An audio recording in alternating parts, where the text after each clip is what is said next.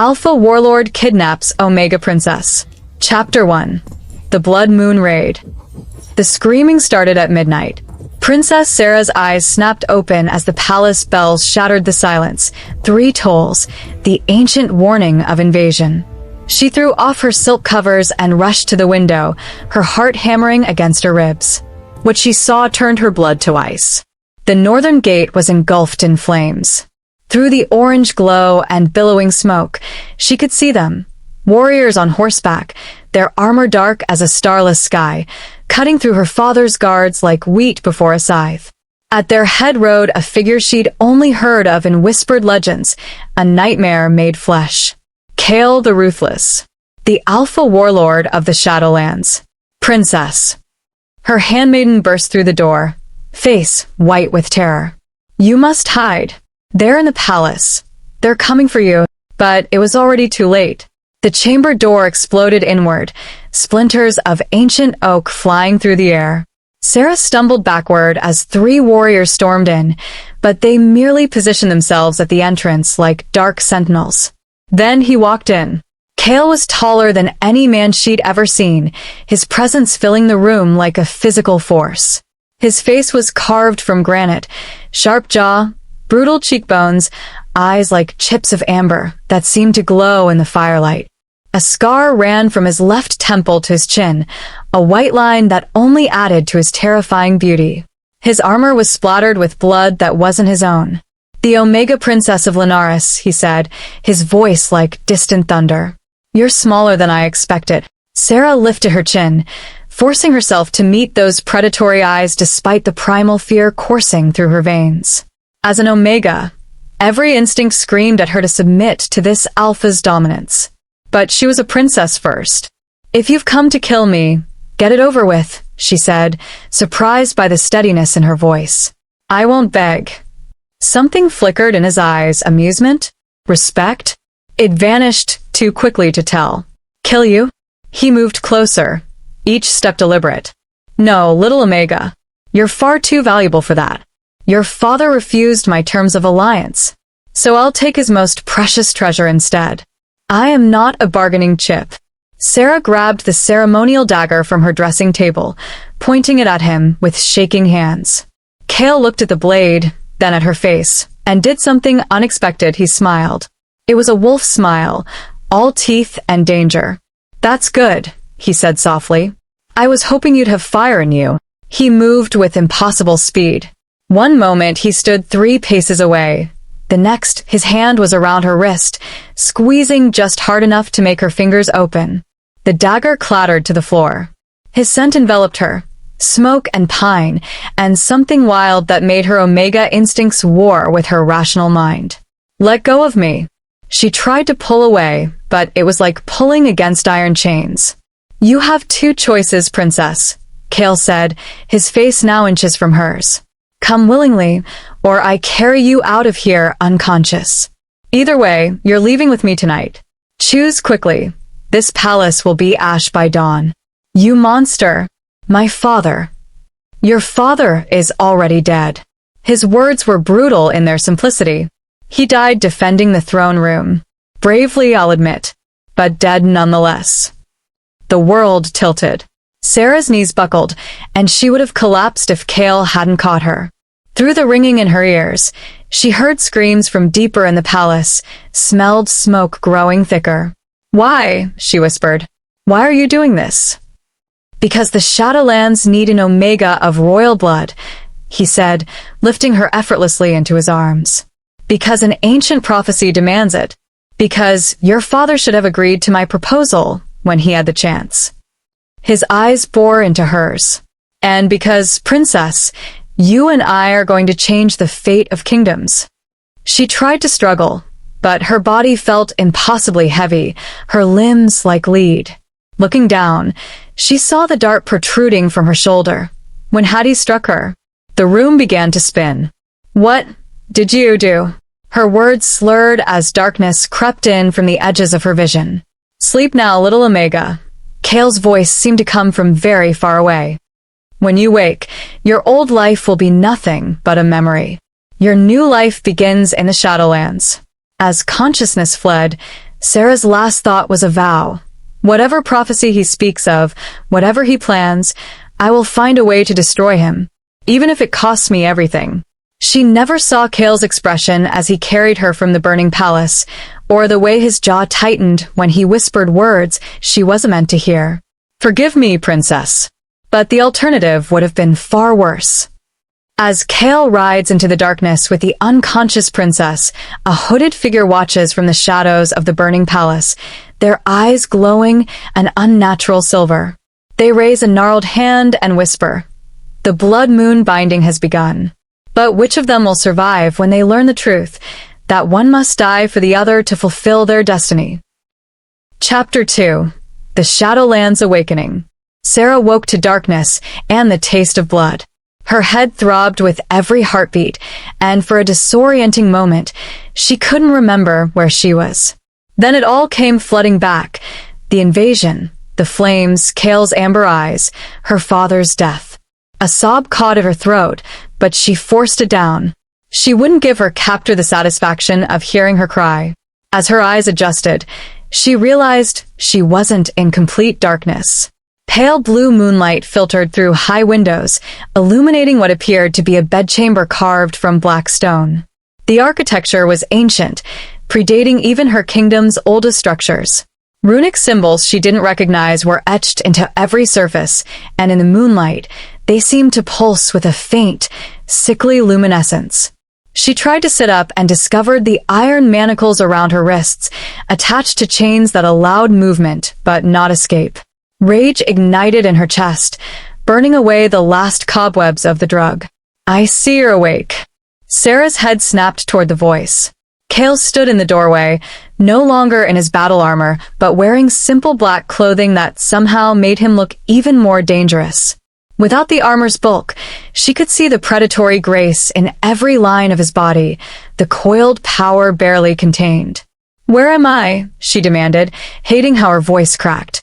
"My fortress in the Shadowlands." He moved into the room with that same fluid, deliberate pace. 300 leagues north of where your palace once stood. Once stood. The words came out as a whisper. "Burned to rubble. I told you it would be ash by dawn." He said it without emotion, as if discussing the weather. "Your surviving people have been given safe passage to the neighboring kingdoms. Those who wished to swear fealty to me were granted lands in my territory. You're a butcher," she spat. "A monster who saved your people from a far worse fate." His eyes flashed dangerously. "Or did your beloved father never tell you about the debt he owed? About the deal he made with the Shadow Court 20 years ago?" Sera fell silent, confusion cutting through her anger. "What are you talking about?" Cale moved to the window, his silhouette stark against the moonlight. "Your father bargained with powers beyond mortal understanding to win his throne. The price was simple, his firstborn Omega daughter, to be given in binding to the Alpha of the Shadowlands when she came of age." He turned to face her. "You, princess. You were promised to me before you were even born." "That's impossible. My father would never." "Your father was desperate." Cale's voice was cold. "The civil war was tearing your kingdom apart. His enemies surrounded him on all sides. So he went to the Shadow Court and begged for their aid. They gave him an army of shadow warriors, and in return, he signed a blood contract." He pulled a rolled parchment from his belt and tossed it onto the bed beside her. With shaking fingers, Sera unrolled it. The parchment was ancient, but the writing was clear and unmistakably in her father's hand. The words swam before her eyes as she read the terms of the agreement, each line more damning than the last. At the bottom, a signature in what could only be blood, King Aldrich of Linares. "No," she breathed. "This can't be real." "It's real. And when your father tried to break the contract by hiding you away, by refusing to acknowledge the debt, the Shadow Court came to collect." Cale's expression was unreadable. "I offered him a choice. Give you to me willingly, and I would honor the alliance terms, protect your people.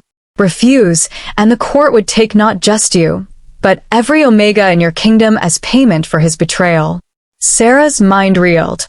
"You're lying. This is just a trick to what? Make you compliant."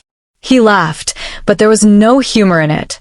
Princess, if I wanted your compliance, I have a dozen potions and 3 Omega subjugation collars in the armory. I'm telling you the truth because you deserve to know why your world burned. Then why not just explain this to my father? Why the attack? I tried. Frustration crept into his voice for the first time. For 3 years, I sent envoys. 3 years of messages, all returned unopened. Your father convinced himself that if he ignored the debt long enough, it would simply disappear. He was a fool. Sera wanted to call him a liar, to deny everything he was saying. But pieces were clicking into place. Her father's increasing paranoia in recent years, the way he'd kept her isolated in the palace, forbidden from traveling beyond the walls. The strange visitors she'd sometimes glimpsed being turned away at the gates. So you decided to just take what you believed you were owed, she said bitterly. How noble. No. Kale moved closer, his eyes locking onto hers with an intensity that made her breath catch. I decided to prevent a massacre. The Shadow Court was preparing to march. They would have taken every Omega, killed every Alpha who resisted, and enslaved your entire kingdom.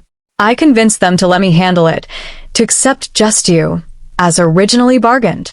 You expect me to thank you for kidnapping me? For killing my father? I expect nothing from you. He was close now, too close, and she could feel the heat radiating from his body. But understand this, Princess. You and I are bound by more than just your father's contract. The prophecy that brought you here speaks of 2 souls, Alpha and Omega, shadow and light. Together, we either save both our kingdoms from the darkness gathering in the north, or we destroy each other trying. I would rather die than what? Fulfill your destiny. Except that maybe your pampered palace life was built on lies. His hand shot out, gripping her chin and forcing her to meet his gaze.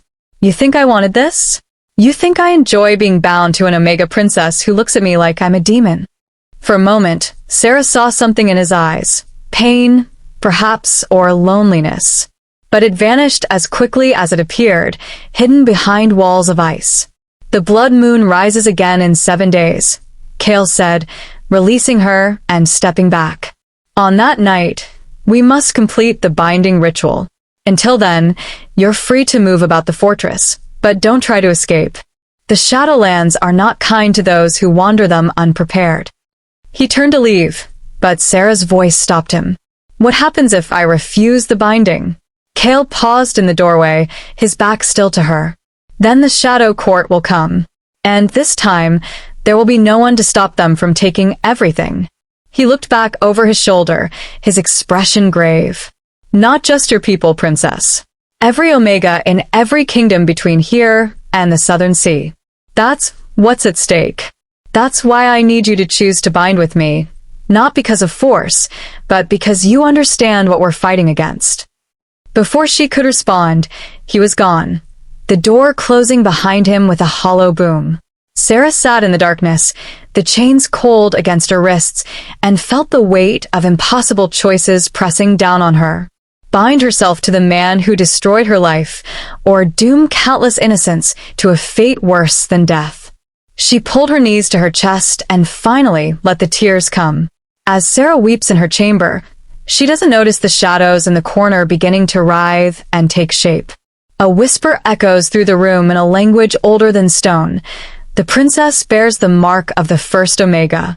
But does she know that her binding to the Alpha will resurrect the ancient evil her bloodline was created to contain, and that the warlord himself is that evil's first victim? Chapter 3. Secrets in the Library. 3 days had passed since Sera woke in the Shadowlands, and she'd spent every waking hour searching for a way out, or a way to understand the nightmare she'd been thrust into. True to his word, Kale had removed her chains after the first night.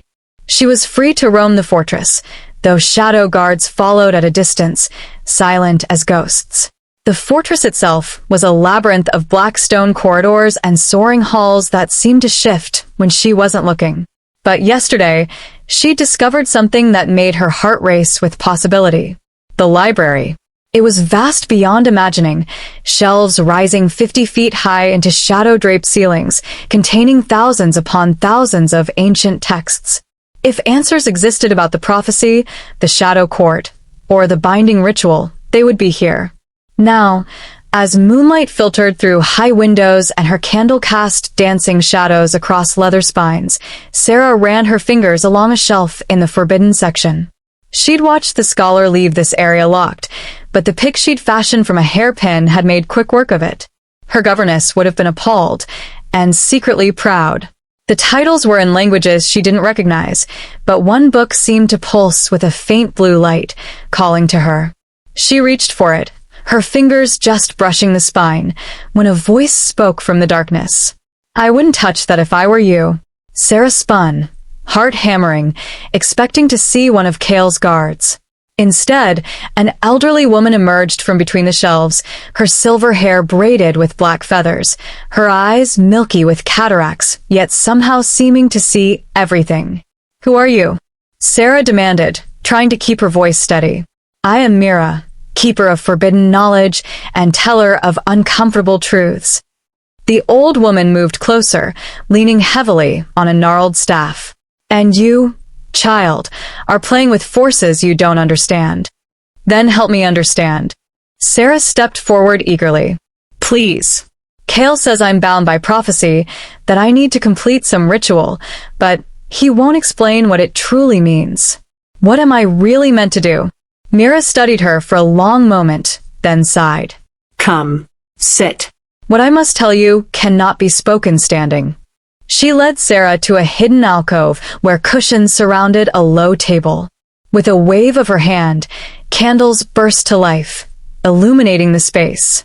Sera's eyes widened. Magic. Real magic, not the parlor tricks she'd seen at court. "You're a witch," she breathed. "I am many things.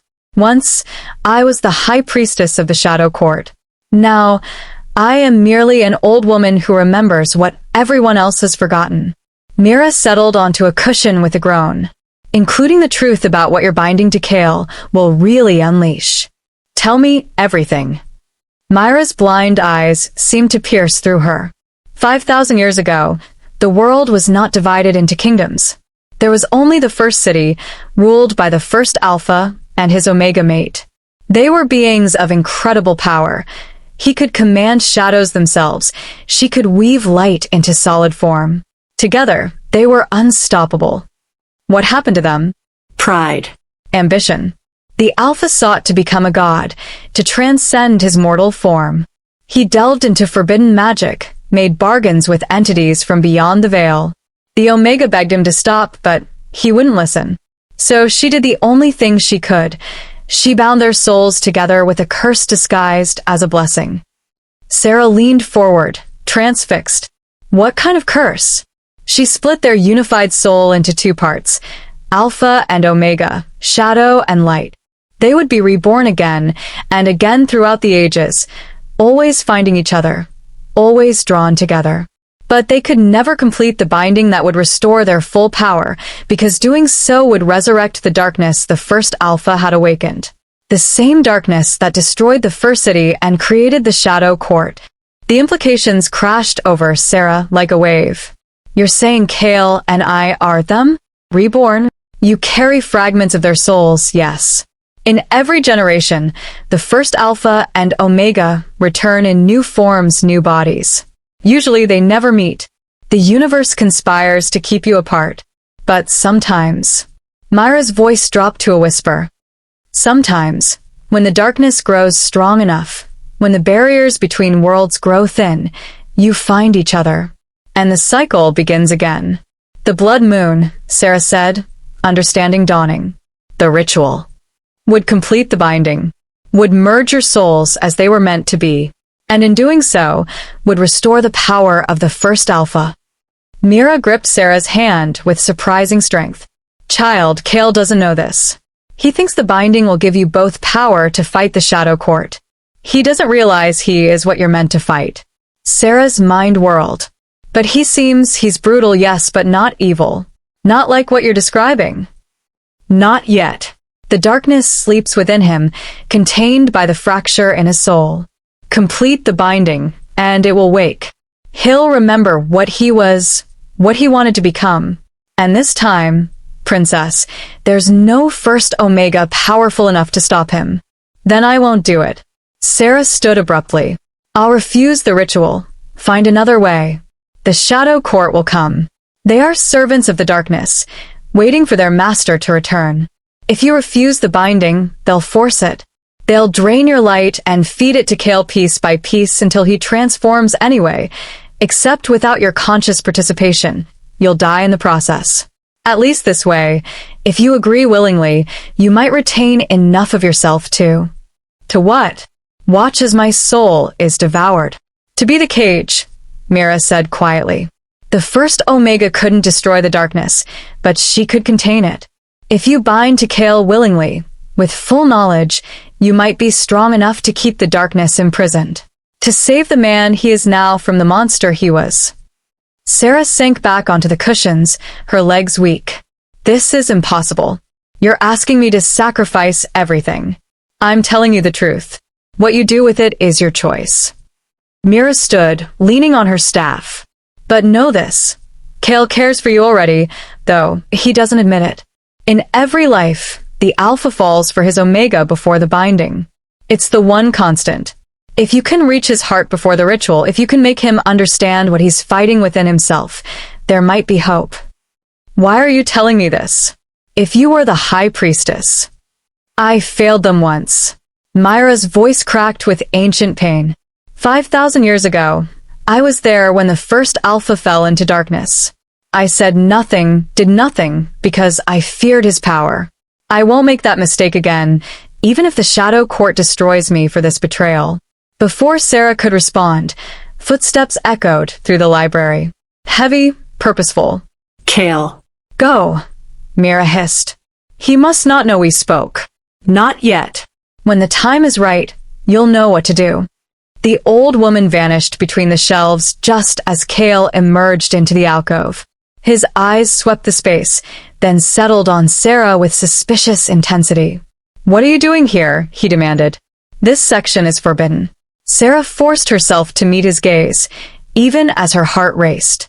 I was looking for answers you won't give me. About the prophecy. About what the binding really means. Something flickered across his face. Was it guilt? Fear? Some knowledge is dangerous, Princess. More dangerous than binding myself to you blindly? They stared at each other, the air between them electric with tension. Finally, Kale stepped closer, so close she could see the flecks of gold in his amber eyes. The binding will give us power, he said softly. Power to protect our people from what's coming. That's all you need to know. Is it? Sera searched his face, seeing him differently now. Or, is there something you're not telling me? Something about yourself? For just a moment his mask slipped. She saw fear in his eyes, raw and real. But then the walls came back up, harder than before. For days until the blood moon, he said coldly. I suggest you prepare yourself. There's no escape from destiny, Princess. For either of us. He turned and strode away, leaving Sera alone in the candlelight, her mind churning with impossible truths and even more impossible choices. As Sera stands frozen in the library, the glowing blue book she'd almost touched earlier falls from the shelf by itself, landing open at her feet. The pages show an illustration that makes her blood run cold. Two figures bound in golden chains, one radiating light, one wreathed in shadows. But the shadow figure has Kale's face, and where his heart should be, there's only a swirling void of darkness. Beneath the image, words appear in fresh ink, as if writing themselves. The darkness knows you've learned the truth. It's coming for you tonight. Chapter 4. The First Nightmare. Sera's eyes snapped open to darkness, and the sound of scratching. Something was moving in her chamber. Her hand instinctively reached for the knife she'd hidden under her pillow, a small blade she'd stolen from the dining hall, knowing Kale's guards wouldn't think to search for it. She gripped it tightly as her eyes adjusted to the dim light from the dying fire. The scratching grew louder. It was coming from inside the walls. Who's there? She called out, hating the tremor in her voice. The scratching stopped. In the sudden silence, she heard something worse, breathing. Ragged, wet breathing that didn't sound remotely human. Then the shadows moved. They peeled away from the walls like living things, oozing across the floor with terrible purpose. Sera scrambled backward in her bed as they coalesced into a shape, vaguely humanoid but wrong, all wrong, with too many joints and eyes that glowed like hot coals. The princess, it hissed in a voice like grinding stone. The light. The cage. We must prevent the binding. It lunged. Sera rolled off the bed, hitting the floor hard as the creature's claws tore through where she'd just been. She ran for the door, but more shadows were already seeping through, blocking her path. Trapped. The creature advanced, its form shifting and writhing. Your light will consume it. Master will be free to rise. Get away from her. The door exploded inward. Kale stood there, and for the first time since she'd met him, Sera saw real fear on his face. But there was something else too. His eyes were glowing, amber light spilling from them like liquid fire. Shadows swirled around him, but these were different from the creature's darkness. These shadows felt protective. Shadow spawn, Kale growled. How did you get through my wards? Your wards. The creature laughed, a sound like bones breaking. Foolish Alpha. You think you can keep out what already lives inside you. Kale's expression went white. No. That's impossible. I sealed. Nothing can be sealed forever.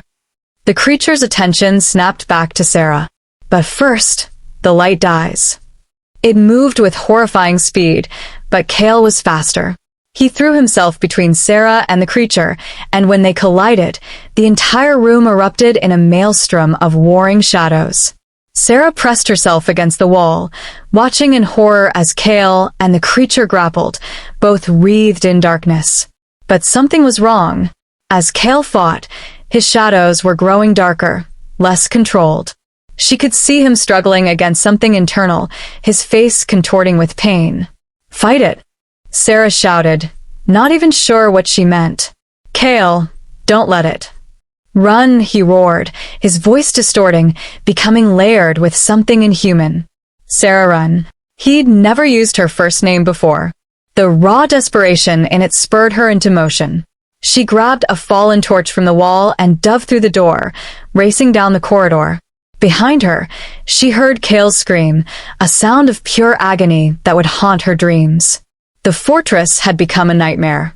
Shadows writhed along every wall, and she could hear more of those creatures scratching their way out of the darkness.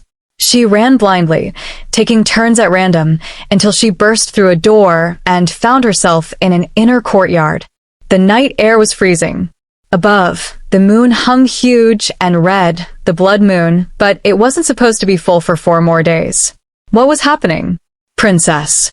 Mira appeared from behind a dead tree, her blind eyes somehow finding Sera in the darkness. Quickly, this way.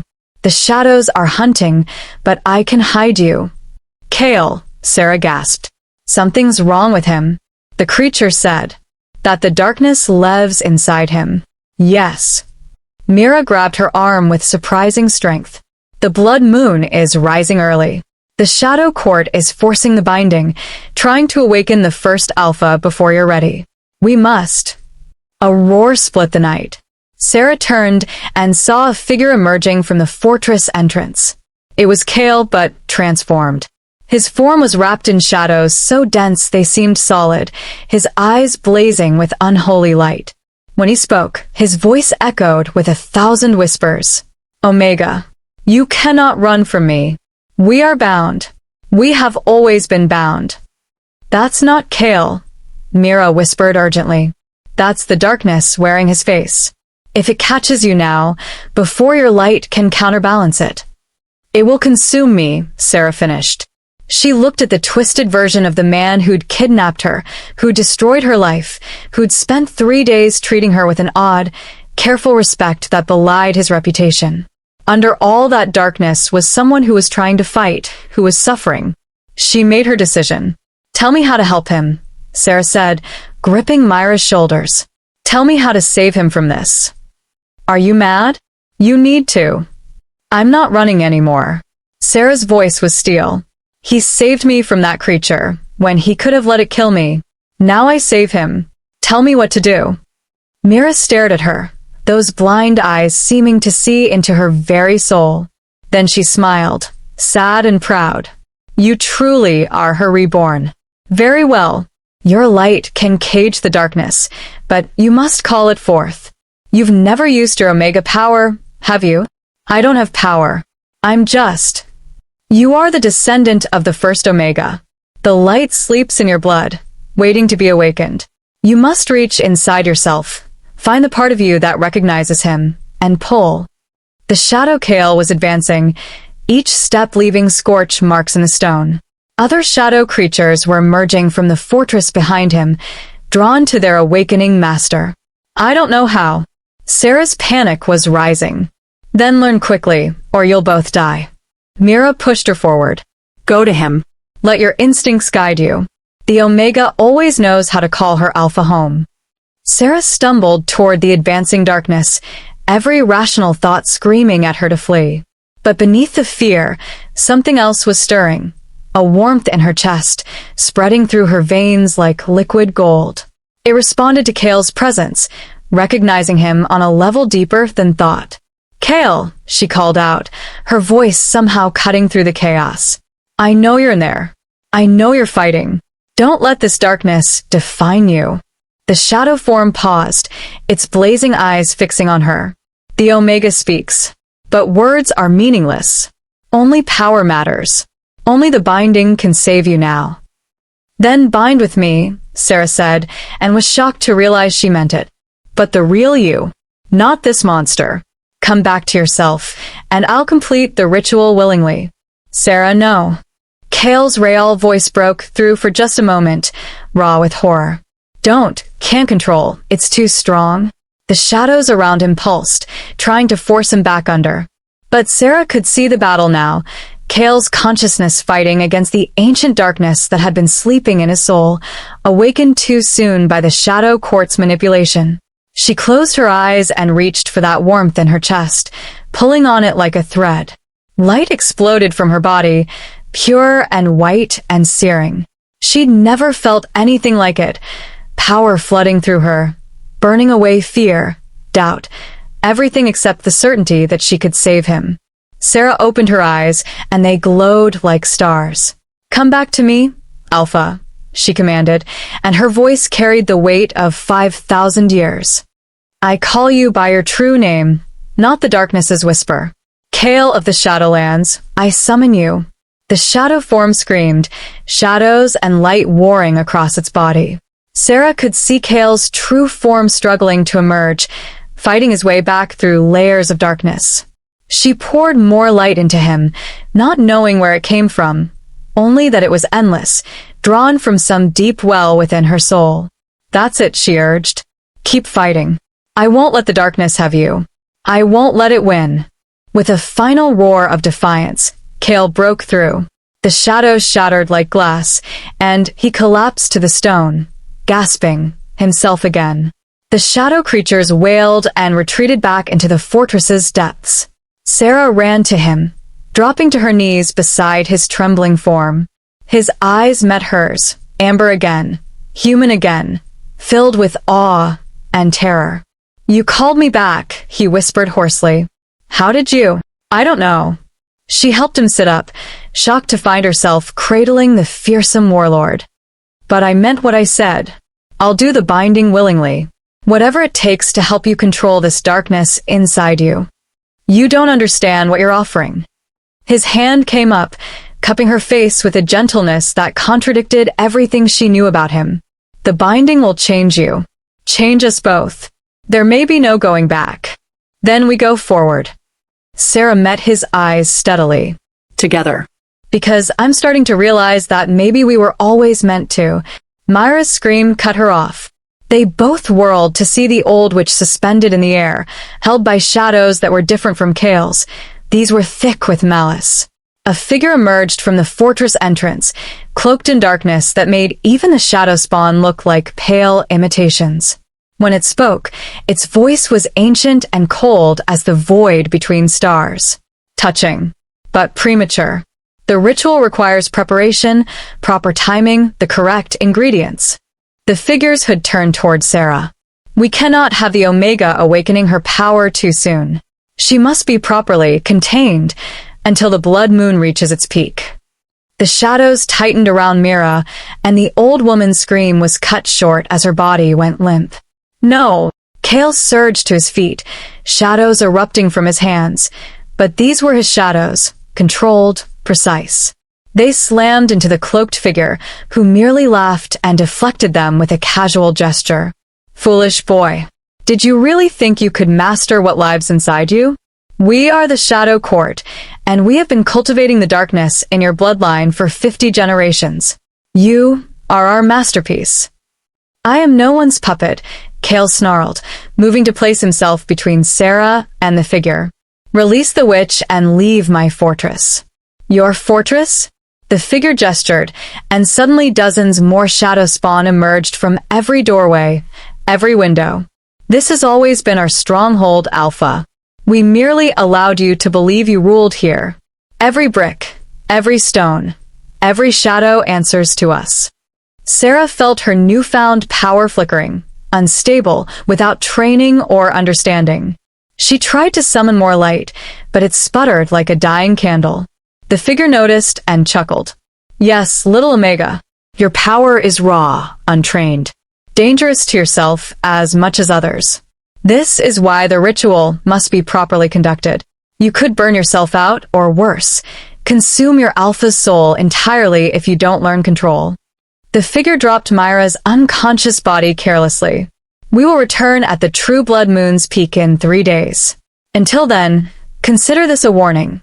Attempt to flee, attempt the binding on your own, attempt anything other than waiting obediently, and we will kill everyone in this fortress. Starting with the witch who betrayed us. The shadow spawn grabbed Myra's body and dragged it back into the darkness.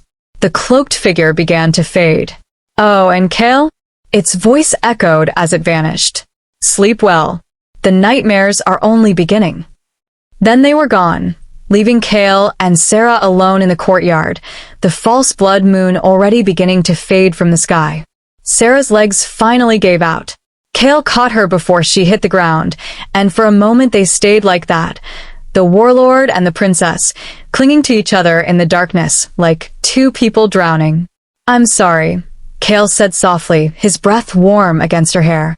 You were right to hate me. I thought I was saving you, but I've delivered you into something far worse. Then we find a way out together, Sera replied, pulling back to look at him. In the dim light, his face was vulnerable in a way she'd never seen. But first, you need to tell me everything. No more secrets. No more half-truths. If we're going to survive this, I need to know exactly what we're facing. Kale studied her for a long moment, then nodded slowly. Come. There's something I need to show you. Something I should have revealed from the beginning. He helped her to her feet and led her not back into the fortress, but around it, to a small door set into the mountainside itself. Beyond it, stairs descended deep into the earth. Where are we going? Sera asked, though she followed without hesitation. Something had shifted between them tonight. The enemy of her enemy wasn't quite a friend, but perhaps an ally. Perhaps something more complicated than either. To the truth, Kale said grimly. And I warn you now, princess. Once you see it, there's no unseeing it. You may hate me even more than you already do.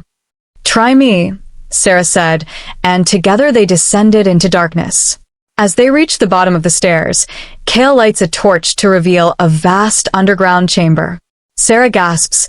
The walls are covered with portraits spanning centuries, each showing the same two people in different eras, different clothes, different lives, an Alpha and an Omega, always together, always them. But one portrait makes her blood freeze. It shows Kale and herself, painted in exquisite detail, wearing ceremonial robes and standing before an altar. The painting is dated 50 years in the future. Beneath it, an inscription in blood. The cycle ends where it began. One soul divided. One darkness unleashed. The choice has already been made. Chapter 5. The Chamber of Lives. Sera couldn't breathe. She moved from portrait to portrait, her hand trembling as she touched the ancient frames. Each one told a story, a different life, a different time, but always the same two souls finding each other.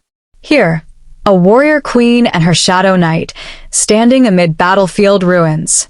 There, a merchant's daughter and a pirate captain, their hands intertwined on a ship's deck. Further down, a priestess and a demon she'd summoned, bound by chains of light and darkness. How long? Sera whispered. How long have we been doing this? 5,000 years. Kale moved to stand beside her, his voice heavy with the weight of ages. Every lifetime, we find each other. Every lifetime we fall. He stopped abruptly, jaw clenching. Fall in what? Sera turned to face him, but he wouldn't meet her eyes. It doesn't matter. The cycle always ends the same way.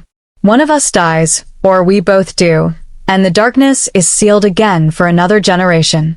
He gestured at the portraits. I started remembering 6 months ago. Not everything, just fragments, dreams, feelings. Enough to know that this has happened before. Enough to know what we're meant to do. Which is? Kale finally met her gaze, and the raw pain in his eyes made her heart clench. Stop me. When the binding awakens the full darkness, when I become what I was in the first life, a monster bent on consuming the world, you're meant to destroy me. That's the Omega's true purpose. You're not my mate, princess. You're my executioner. The words hung in the air between them like a death sentence. That's why the Shadow Court wants the binding, he continued bitterly. They think that once I transform, I'll be their weapon. They don't understand that in every life, the Omega finds a way to stop the Alpha. Sometimes through sacrifice. Sometimes through, his voice cracked. Sometimes through love. Love. Sera's heart was hammering now. In the lives where we fell in love before the binding, where the connection was real and deep, your light was strong enough to destroy me completely. Permanently. No resurrection. No next life. Kale turned away, his hands clenched into fists. That's what the Shadow Court fears most. That's why they've been manipulating events, pushing us together before we could form any real attachment.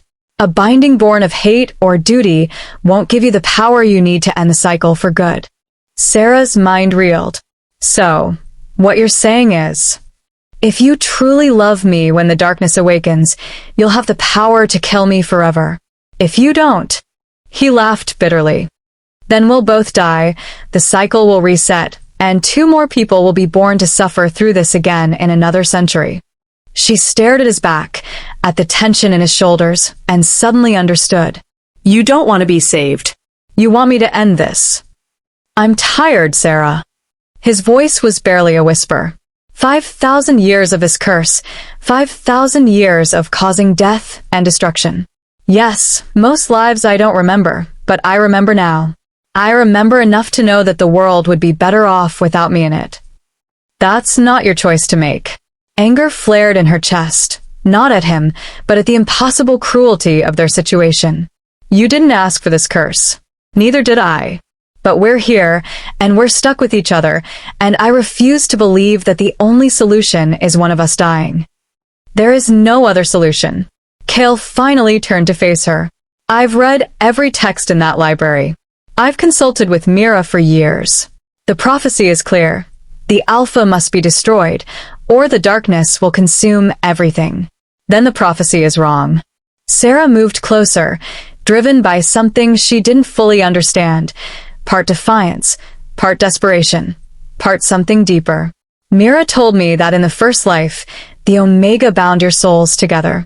She split you in 2 to contain the darkness. But what if that was the mistake?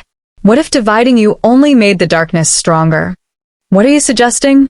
What if the answer isn't to kill the darkness, but to balance it? Sera's thoughts were racing now, pieces clicking together. You said the binding will merge our souls. Light and shadow, Alpha and Omega. What if instead of my light destroying you, we find a way to coexist? 2 halves of one whole, each keeping the other in check. Kale stared at her like she'd sprouted a second head. That's never been attempted. The risk is no greater than certain death. She grabbed his arms, forcing him to focus on her. Kale, you saved me tonight when you could have let that creature kill me. You've been fighting the darkness inside you for who knows how long, trying to be better than what you were born to be. You're not the monster from 5,000 years ago. You're you. You don't know what you're asking. But there was something in his eyes now. Hope, fragile and terrified. If we try this and fail, if the darkness overwhelms us both, then we fail together. Sera surprised herself with how much she meant it. But I'd rather try and fail than not try at all. Wouldn't you? For a long moment, Kale said nothing. Then, slowly, his hand came up to cup her face, his thumb tracing her cheekbone with devastating gentleness.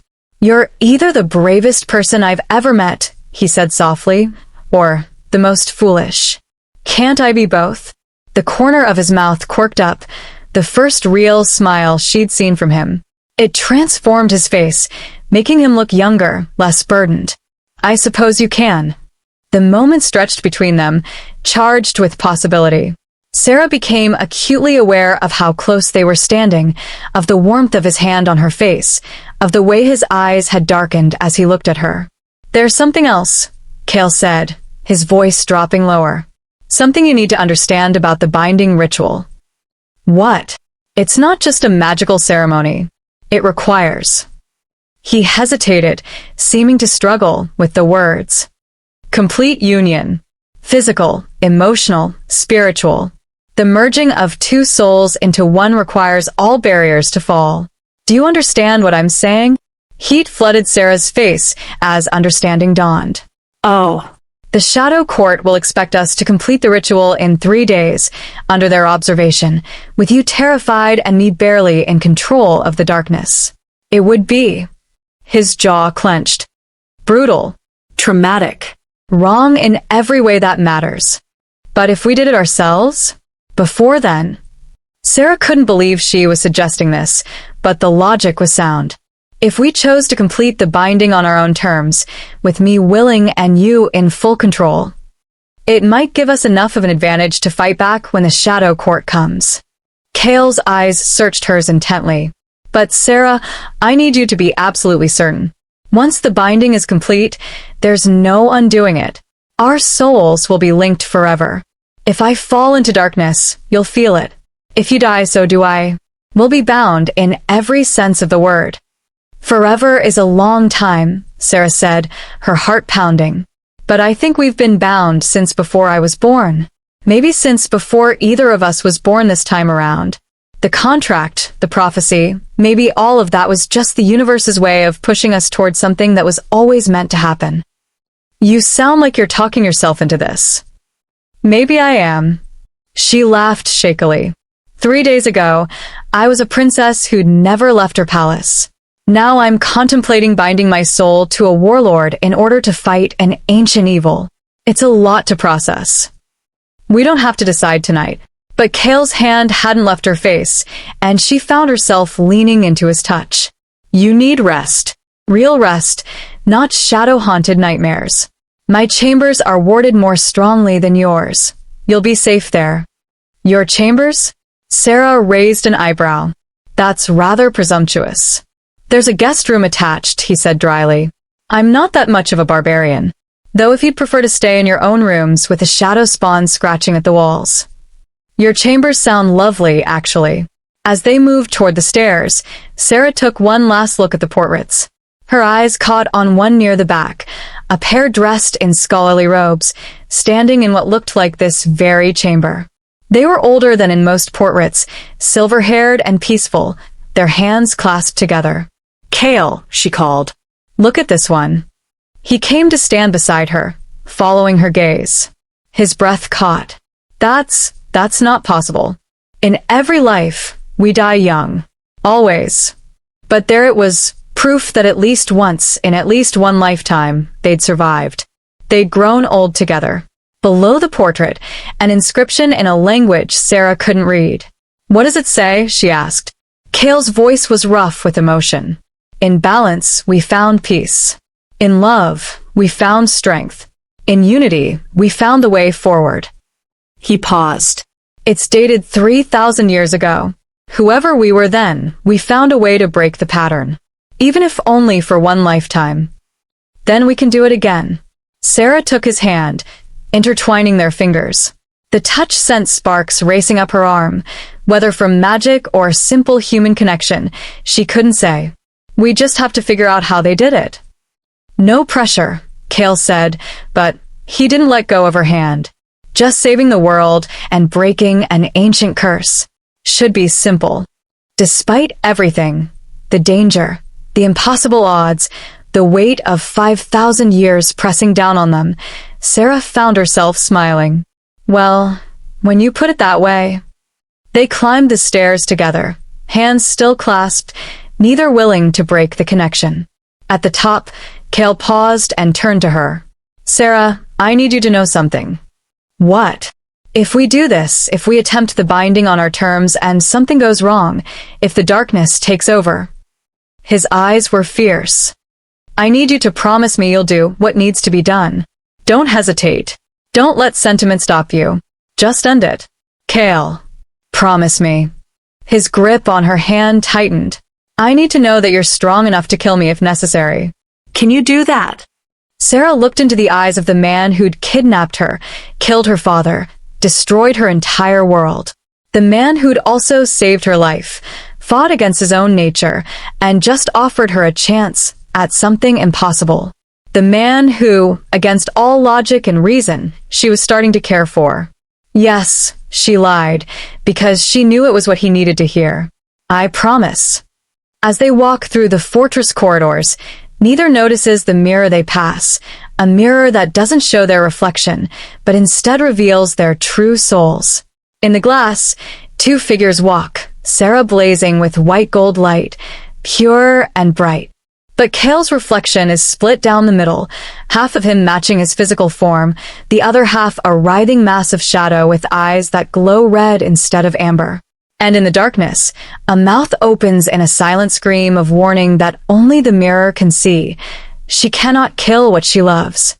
The darkness knows this. It's already won.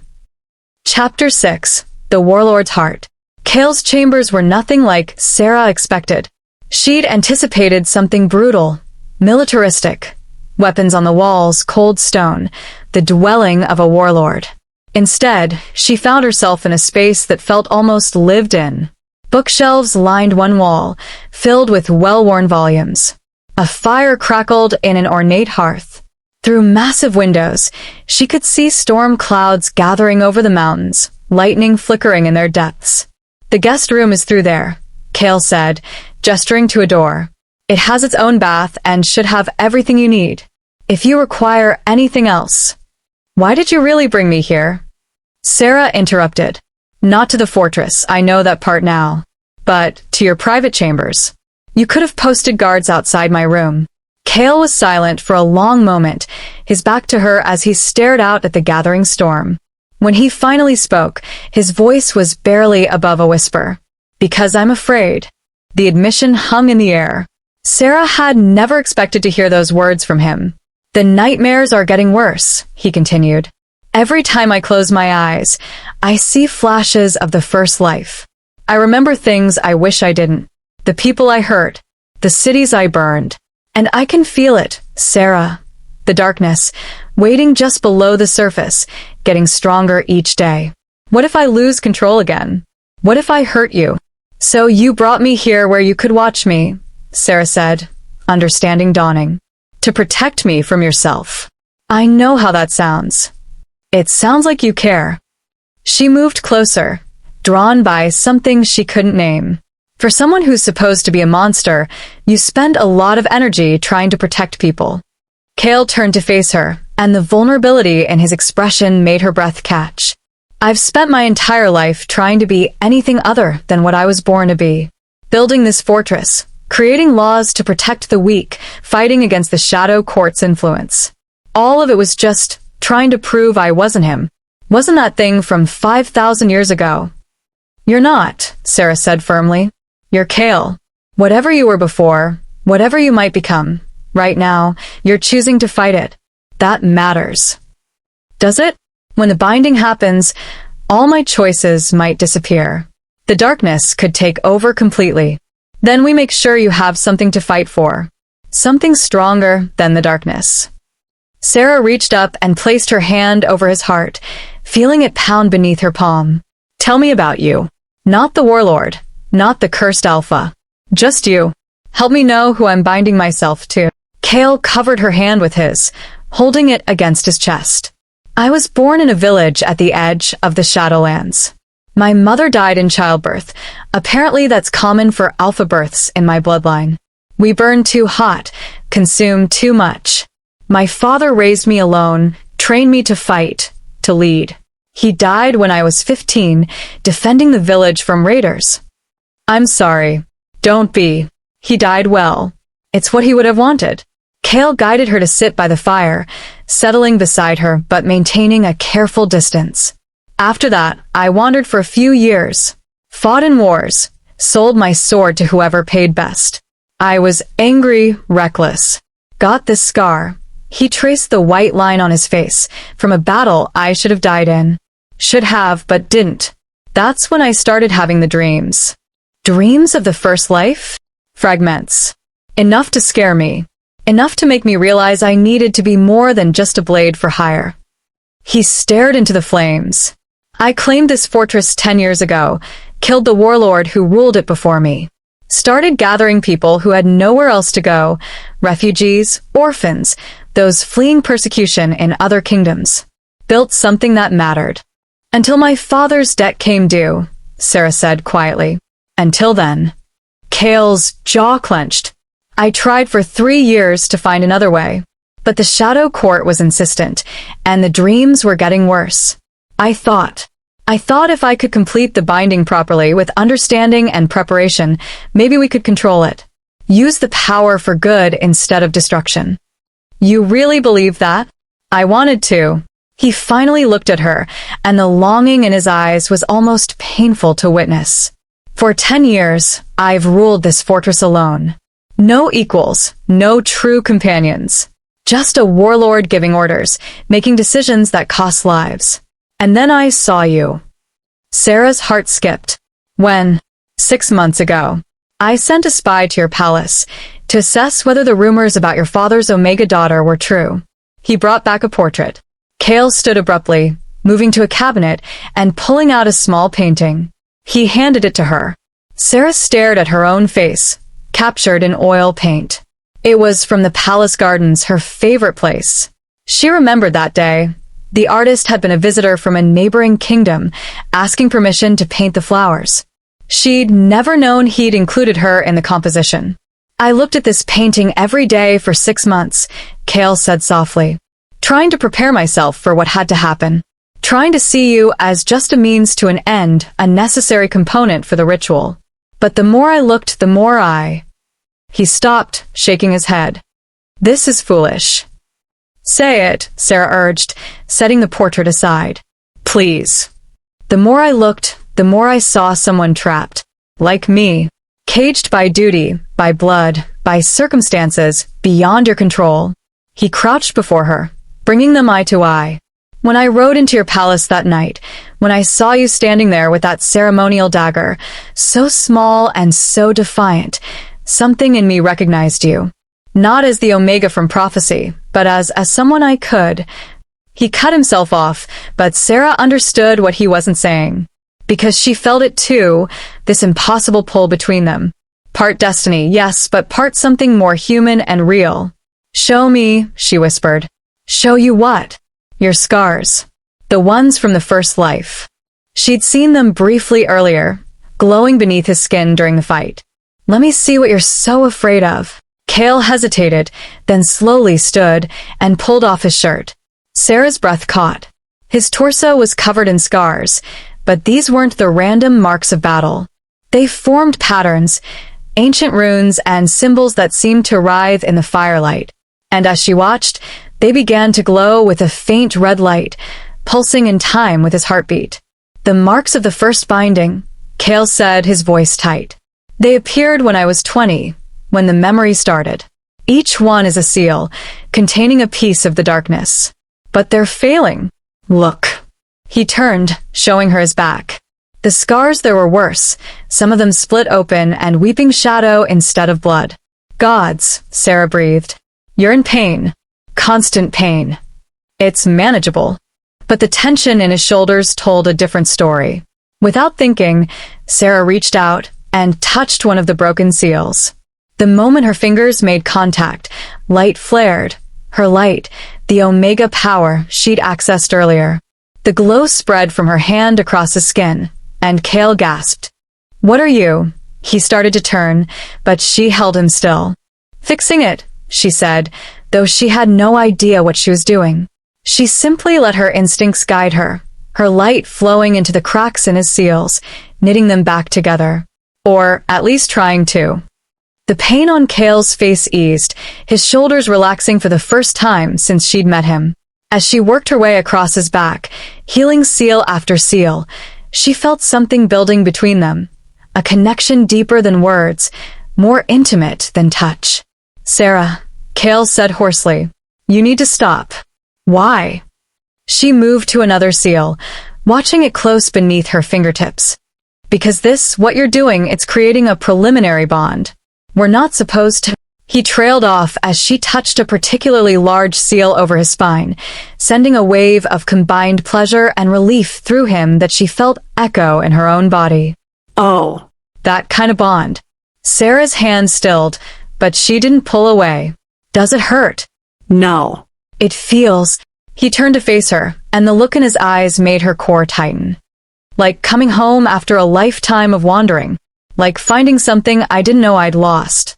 They were so close now, barely a breath apart. Sera could see flecks of gold in his amber eyes, could feel the heat radiating from his skin. Her hand was still resting against his chest, and beneath her palm, his heart raced. Kale, she whispered. What's happening to us? Recognition, he said simply. The souls remembering each other, even if the minds don't fully understand yet. It happened in every life, according to the records.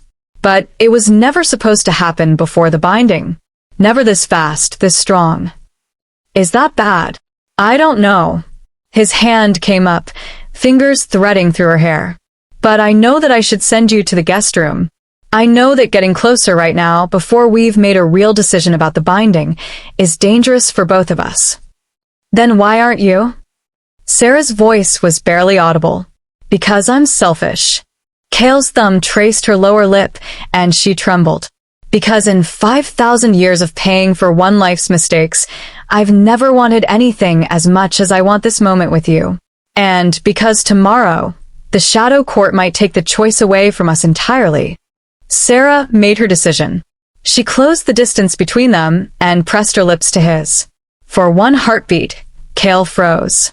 Then he was kissing her back with desperate intensity, one hand cradling her head, the other pulling her against him.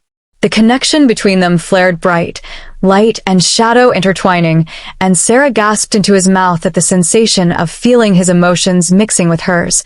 Longing, fear, wonder, need. We should stop, Kale murmured against her lips, even as he deepened the kiss. This is... right, Sera finished. This feels right. He pulled back just enough to search her eyes. If we continue, if we let this go any further, the preliminary bond will solidify. We won't be able to complete the full binding ritual with the Shadow Court's participation. We'll be choosing our own path, with all the risks that entails. Good, Sera said fiercely. Let them come. We'll face them together, bound on our terms, not theirs. You're certain? But his hands were already pulling her closer, betraying his own desperation. Once we do this, I'm certain. And she was. 3 days ago, this man had destroyed her world. But he'd also saved her, trusted her, shown her a truth her father had hidden. And beneath all the prophecy and destiny, she simply wanted him. Wanted this. Show me how the binding works. Teach me.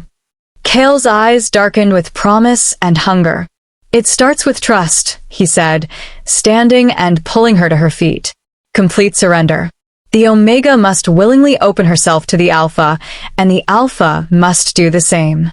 He led her toward his bedchamber, and Sera's heart raced with a mixture of anticipation and nervousness. At the threshold, he paused. "Last chance to change your mind," he said softly. "Walk away now, and we can still try to do this the Shadow Court's way. But if you walk through that door with me—" "Forever," Sera finished. She took his hand and stepped forward, crossing the threshold of her own free will. "Show me forever, Kale. Show me how we bind our souls." The door closed behind them, and in the distance, thunder rolled across the Shadowlands. The storm was coming, but for now, in this moment, there was only the two of them, Alpha and Omega, darkness and light, two halves of one soul finally coming together.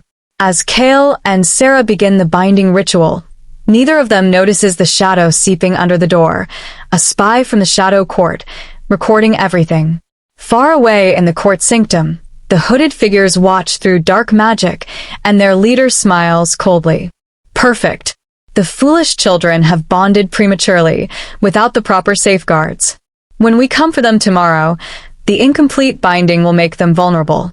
The darkness will consume them both, and the first Alpha will rise at last, with no Omega strong enough to stop him. Chapter 7. The morning after power. Sera woke to sunlight and the feeling that her entire body had been remade. She lay still for a moment, trying to understand what felt different. Everything was the answer. She could feel Kale beside her before she opened her eyes, not just his physical presence, but his consciousness brushing against hers like a second heartbeat. His emotions filtered through their new bond, concern, wonder, fierce protectiveness, and beneath it all, satisfaction mixed with fear. "You're awake," he said softly. "How do you feel?" Sera opened her eyes and gasped. The room was ablaze with light, her light, radiating from her skin in gentle waves. As she watched, symbols began to appear on her arms, glowing golden runes that matched the ones on Kale's body. "What's happening to me?" she breathed, sitting up. The sheet fell away, and she saw that the runes covered her entire body, beautiful and terrifying. The binding took. Kale sat up beside her, his own scars glowing in response to hers. "Your Omega power has fully awakened. You're no longer just human, Sera. You're something more." She held up her hands, watching light dance between her fingers. With a thought, she could make it brighter or dim it to almost nothing. Power thrummed through her veins, vast and deep and intoxicating. "This is incredible," she whispered. Then she noticed Kale's expression. "What's wrong?" "You're too bright." He wasn't looking at her with revulsion, but with worry. The binding is supposed to create balance, light and shadow in equal measure. But your power is overwhelming mine. I can barely feel the darkness anymore. Sera reached out through their bond, searching for what he meant. He was right. Where before she'd sensed a constant battle between his true self and the ancient darkness, now there was almost nothing. His shadows had been pushed so far down she could barely detect them. "Isn't that good?" she asked hopefully. "Maybe my light is strong enough to suppress it permanently. Or maybe we've created an imbalance that will tear us both apart." Kale stood and moved to the window, tension radiating through their connection. The prophecy speaks of unity, of two halves making a whole, not one side dominating the other. Before Sera could respond, a knock sounded at the door. Kale moved with fluid grace to pull on his clothes, then opened it to find one of his guards, face white with fear. "My lord, the witch. She's escaped from the Shadow Court. She's here, and she says it's urgent." "Mira?" Sera scrambled to dress, pulling on the clothing from yesterday. "She's alive?" They found the old woman in the great hall, looking worse for wear. Blood matted her silver hair, and her robes were torn, but her blind eyes blazed with urgency. "You fools," she spat, though there was relief beneath the anger. "You completed the binding without me. Without the proper preparations. Without the counterbalance ritual." "What counterbalance ritual?" Kale demanded. "The one I would have performed to ensure neither light nor darkness overpowered the other." Mira sagged against her staff. The binding requires three components: the joining of bodies, the merging of souls, and the balance ritual performed by a neutral third party. Without all three, the bond is unstable. Dangerous. How dangerous? Sera asked, even though she could feel the answer through her connection to Kale, a growing wrongness, like something pulled too tight. The stronger power will eventually consume the weaker. Right now, your light is dominant, which means Kale's darkness is being suppressed. But darkness cannot be destroyed, only transformed or contained. And when something is compressed too tightly, Mira made an explosive gesture. It erupts with devastating force. How long? Kale's voice was tight. Hours. Maybe a day. When the darkness breaks free from your suppression, it will be 1,000 times worse than before. The first Alpha will awaken fully, and your light won't be strong enough to stop him, because you'll have exhausted your power keeping him down. Mira turned her blind gaze to Sera. You've doomed you both. There has to be a way to fix this, Sera said desperately. The balance ritual. We can do it now. It must be performed during the binding itself. The moment of soul merger. It's too late. Then we'll unbind. Kale's voice was flat, emotionless, the voice of a man accepting his death. There must be a way to reverse it. You cannot unbind souls that have merged. Myra's expression softened with something like pity. What's done is done. Your only hope now is to find a way to balance the scales before the darkness erupts. How? Sera moved to Kale's side, taking his hand. Through their bond, she could feel him already pulling away, trying to protect her from what was coming. She squeezed harder, refusing to let him retreat. Tell us how to fix this. Mira was quiet for a long moment, her milky eyes distant. There is one possibility, but it requires you to do something that goes against every instinct the binding has created. What? They asked in unison. You must separate. Completely. Break the physical connection between you and put distance, significant distance, between your bodies. The bond will remain, but without proximity, the power exchange will slow. It might buy you enough time to find another solution. No. Kale's response was immediate and visceral. The separation would be agonizing. It could kill her. It will be painful, yes. The bond will fight it, but it's your only chance. Mira turned to Sera. Child, you must leave this fortress. Go far enough that the bond stretches thin. It will hurt worse than anything you've experienced, but it might prevent the darkness from consuming you both when it breaks free. Sera looked at Kale, feeling his horror through their connection. I won't leave you. We face this together. Sera. No. She moved in front of him, forcing him to meet her eyes. I chose this. I chose you. I'm not running now.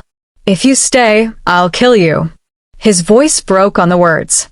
When the darkness erupts, I won't be able to control it. I'll destroy everything I touch, and the bond will make you my first target. Please, go. There's another option, Sera said slowly, an idea forming. If the problem is that my light is too strong, suppressing your darkness too much, what if I deliberately weaken it? Use my power for something else, drain myself enough that we achieve balance naturally. How? Mira asked, interested despite herself. Sera turned to the old witch. You said the Shadow Court has been gathering power, preparing for the first Alpha's return. They must have a stronghold, a place where they channel their magic. What if we attacked it?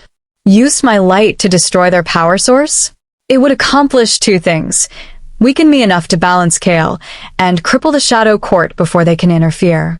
That's suicide, Kale said flatly. The Shadow Court sanctum is protected by layers of dark magic. Even with your power, you'd never break through. I would with your help.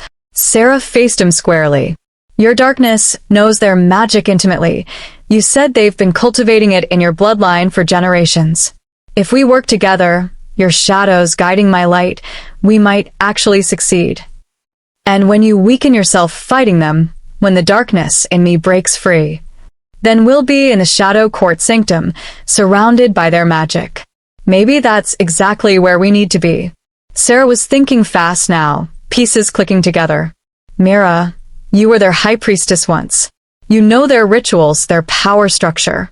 Is there anything in their sanctum that could be used to complete the balance ritual?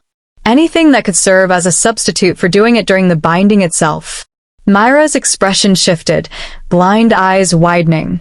The convergence stone. It's the heart of their power, the focal point where all their magic channels through. In theory, if you could access it during the moment of darkness erupting, if you could use its power to force a balance. She shook her head. But it's never been attempted. The stone is corrupted by millennia of dark magic. It might destroy you both instead of balancing you. Might is better than certainly, Sera said. How do we reach the sanctum? Through the shadow paths. Kale's voice was grim. Networks of darkness that connect all places where the veil is thin. I've used them before, but they're dangerous even for someone like me. For you, with your light. I'll have you to guide me. Sera squeezed his hand. And we don't have a choice. How long until the darkness breaks free? Mira closed her eyes, muttering something under her breath.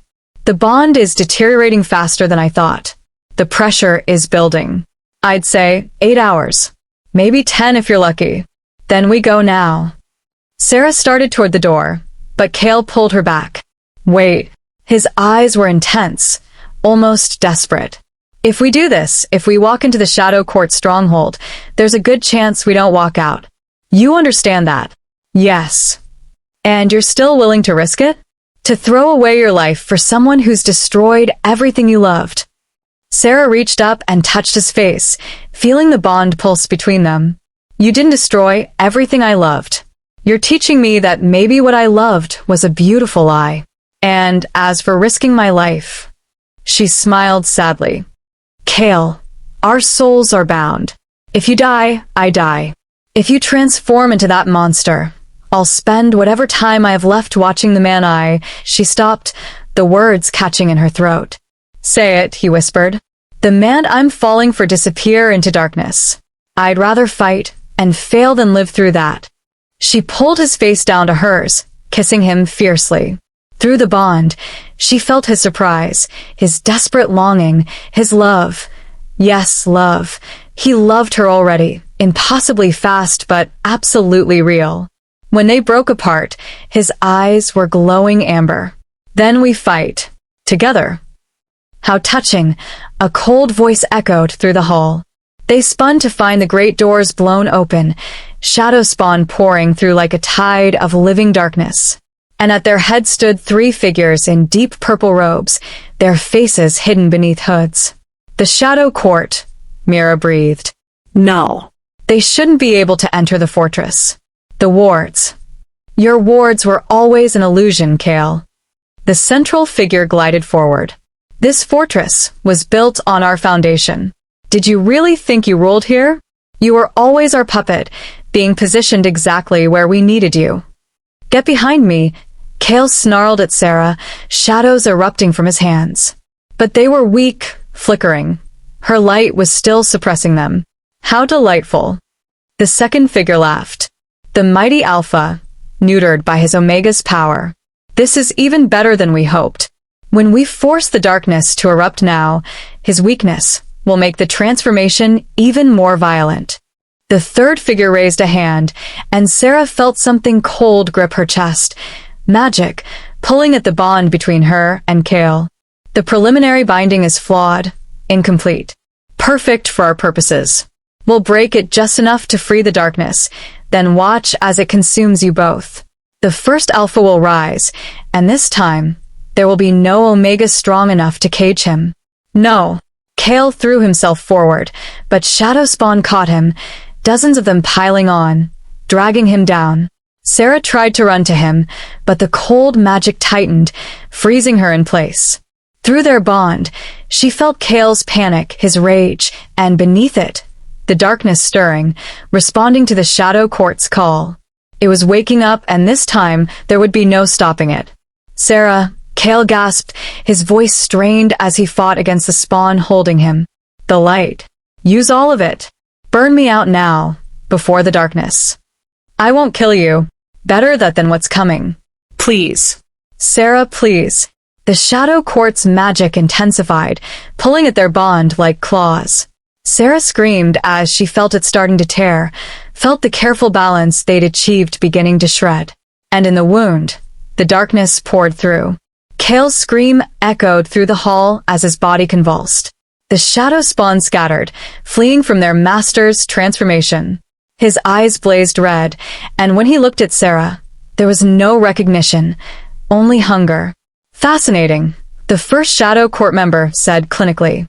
The transformation is occurring faster than in previous cycles, perhaps because of the preliminary binding's instability. Stop this.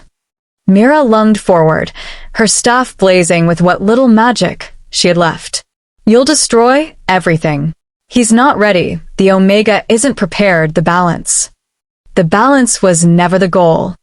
The figure backhanded Mira, sending her crashing into a pillar. Chaos is the goal.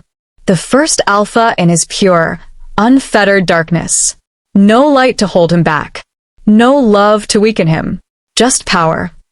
Sera felt Kale through the bond, felt him drowning in darkness, felt his consciousness being pushed down, down into some deep abyss, while something ancient and terrible took control of his body.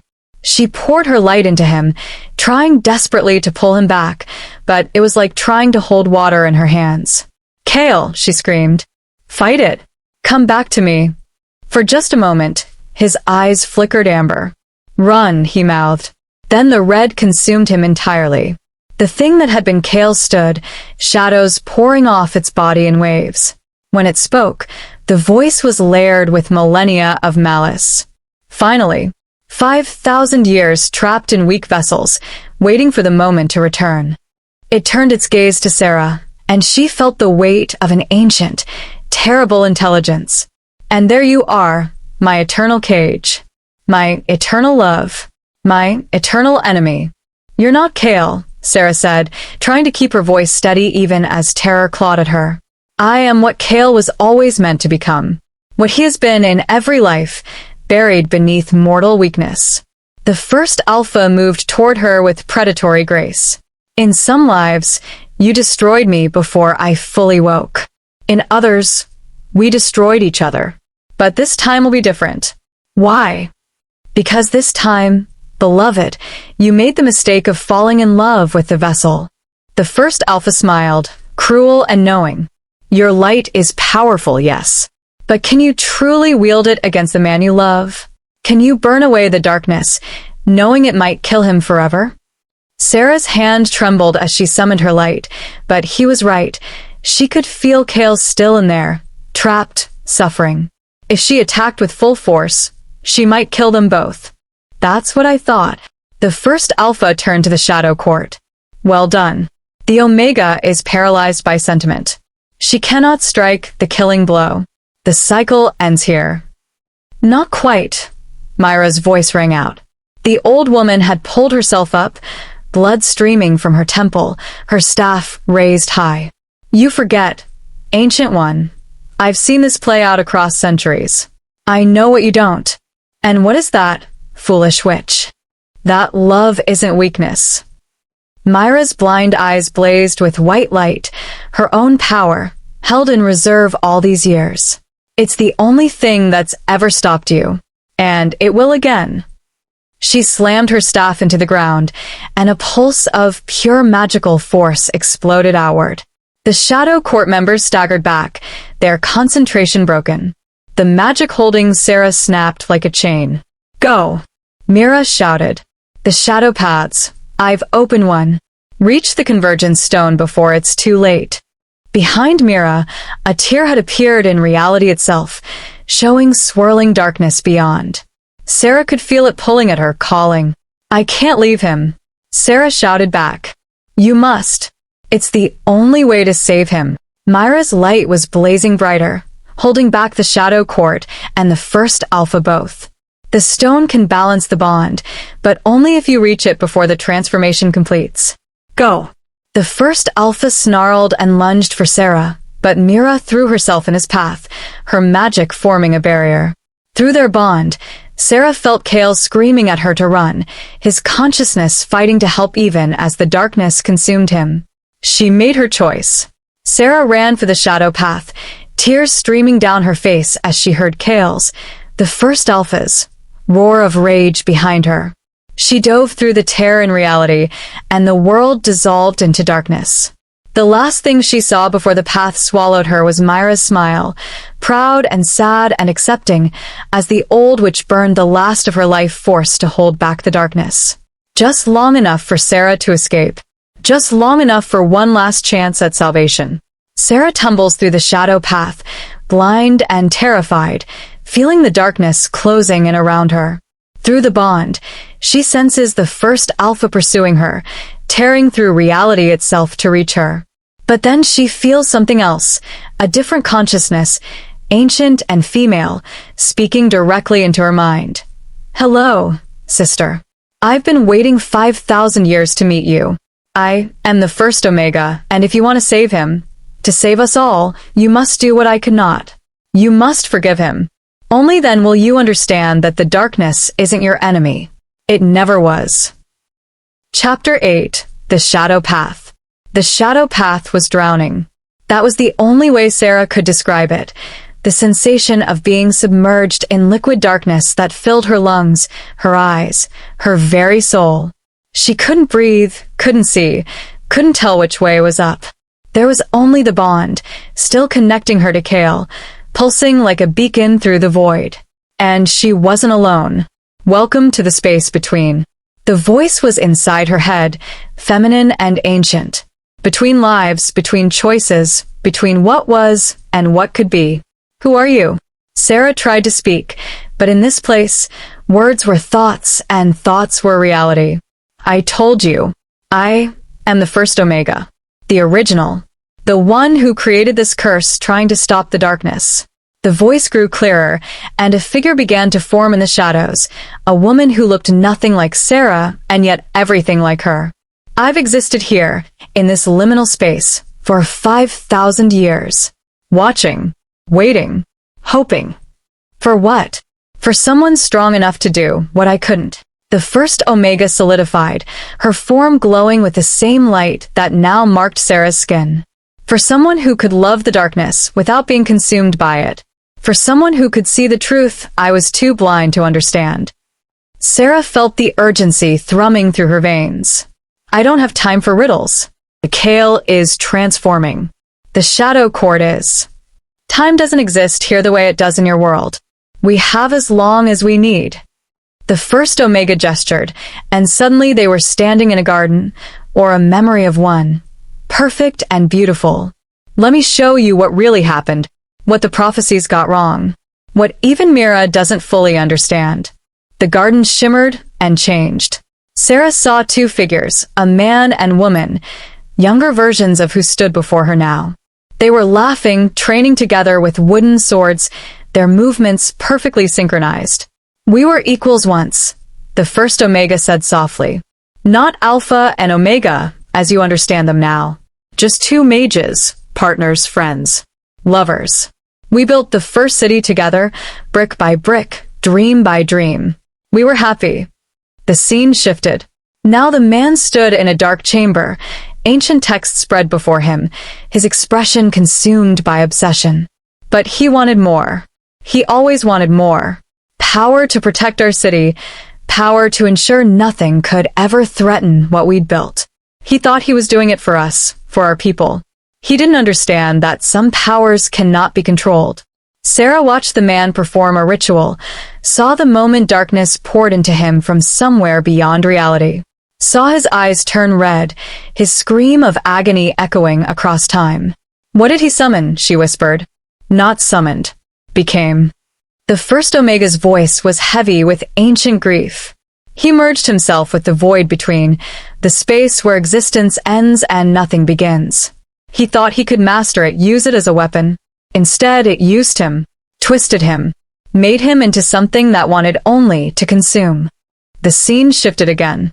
Now Sera watched as the corrupted Alpha laid waste to the first city, shadows devouring everything they touched. And she watched the Omega, this woman beside her, trying desperately to stop him without killing him. "I still loved him," the first Omega said. "Even as he destroyed everything we'd built. I couldn't strike the killing blow.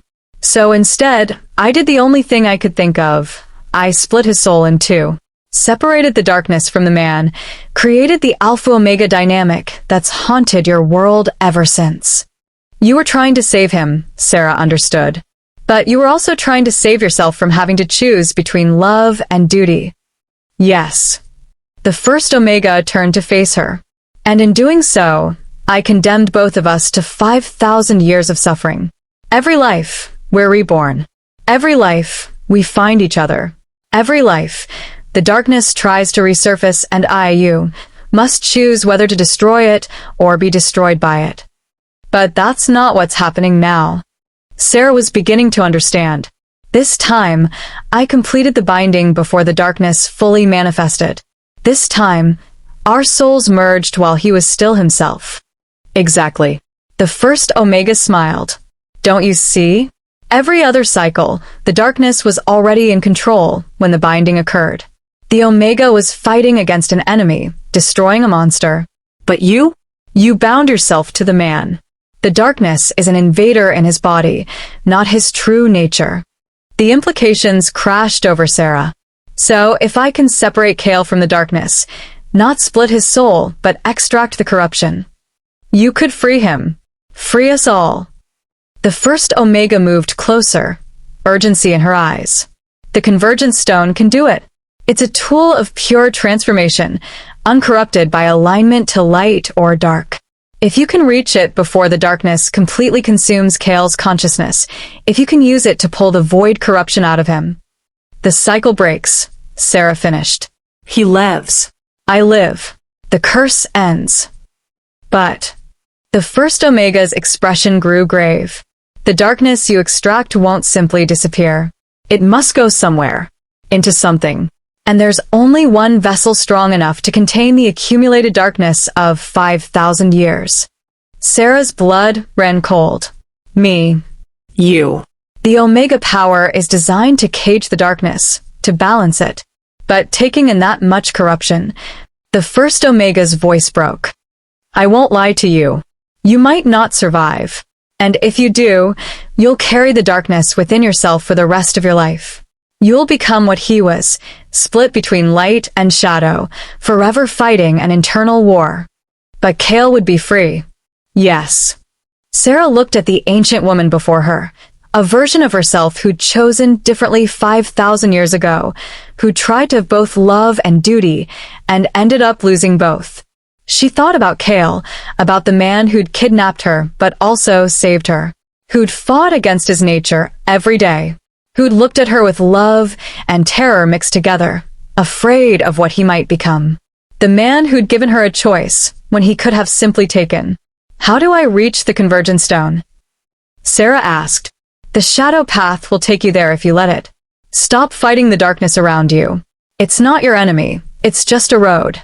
Follow the bond to Kale, and it will lead you straight to the heart of the Shadow Court Sanctum.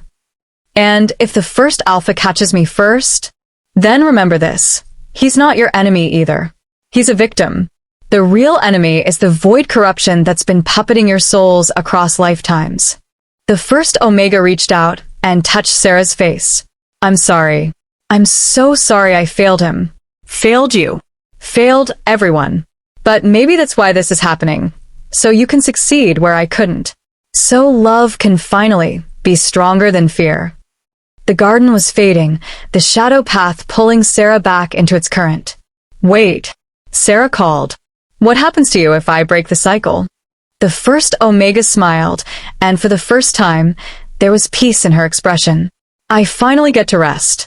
We both do. Good luck, sister. And remember, forgiveness is the key. Forgive him for what he became. Forgive yourself for what you must become. Only then can the transformation work. The vision shattered, and Sera was alone in the swirling darkness again. But now she understood. The shadow path wasn't attacking her, it was responding to her fear. She took a metaphorical breath and stopped fighting. The darkness embraced her like a gentle current. Follow the bond, she thought, and immediately felt it.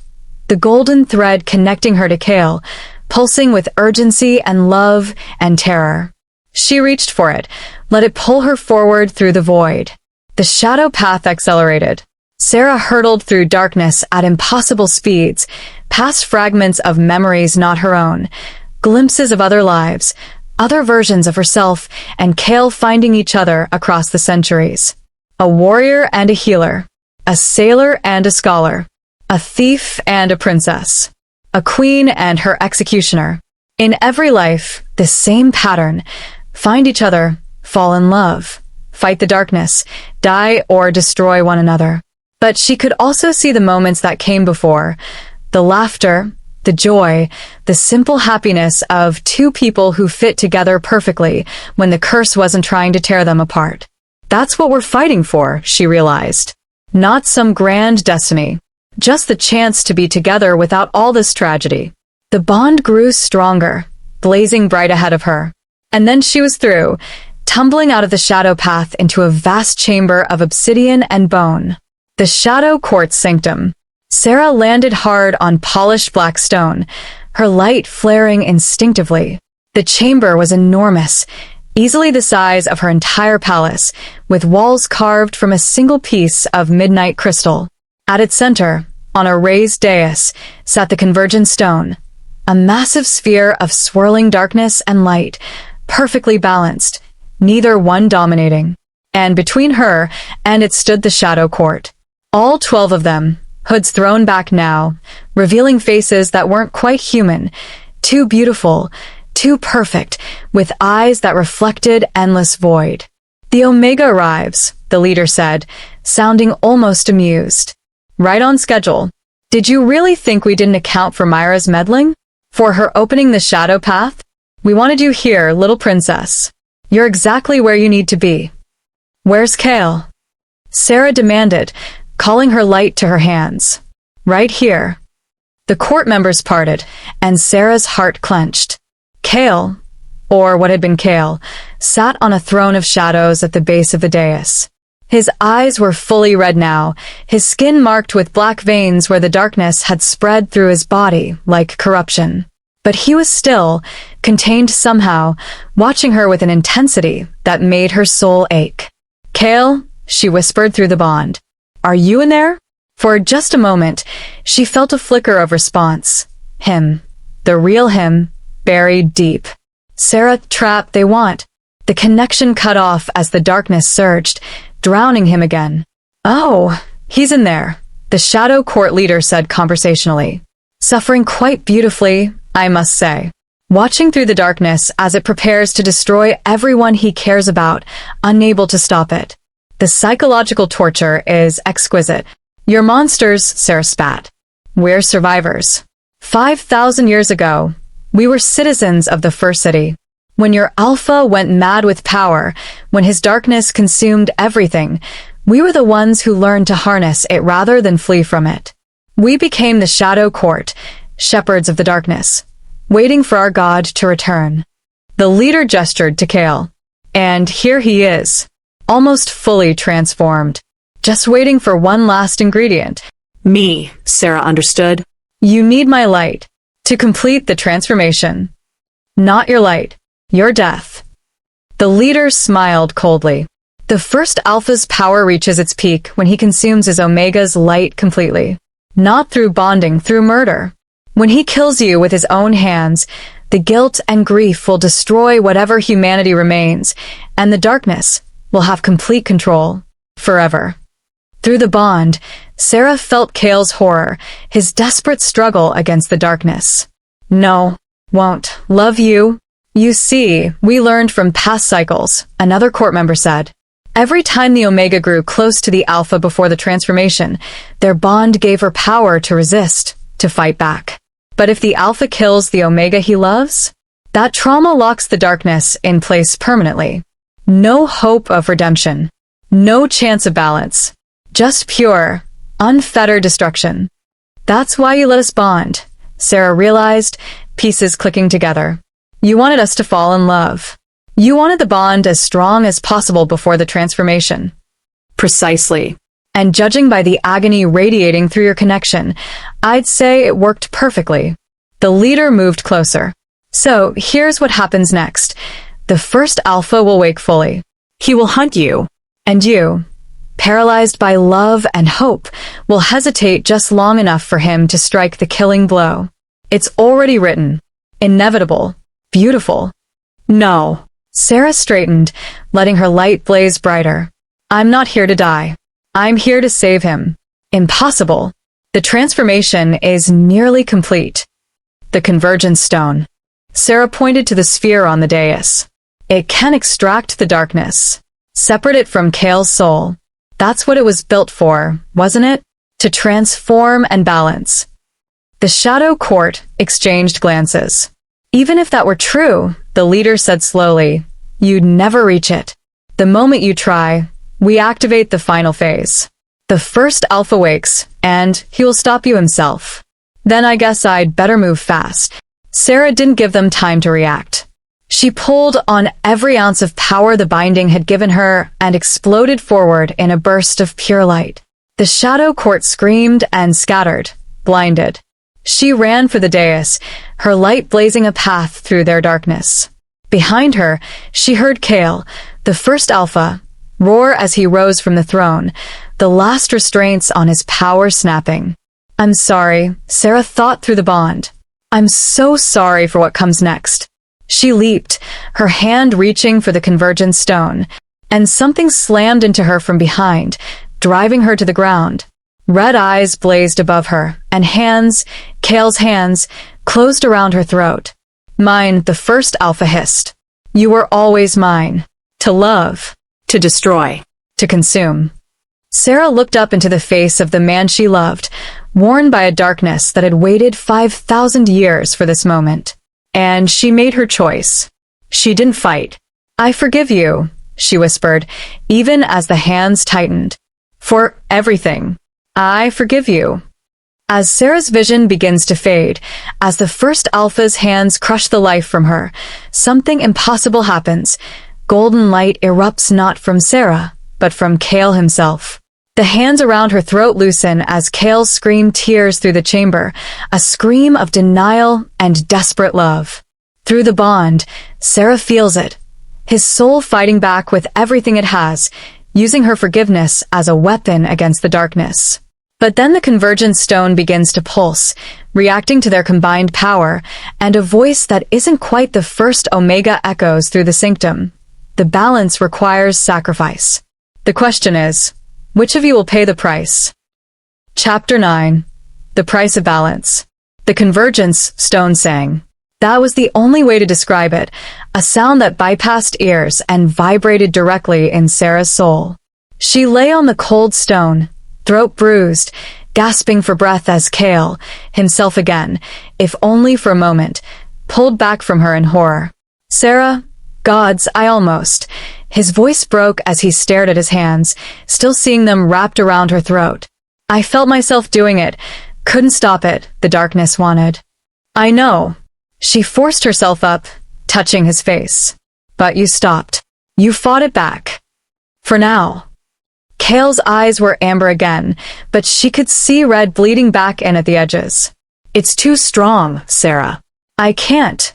He screamed as another wave of darkness surged through him, driving him to his knees. The Shadow Court was recovering from her light burst, moving to surround them. But they'd stopped advancing, all their attention fixed on the convergence stone. Impossible, the leader breathed.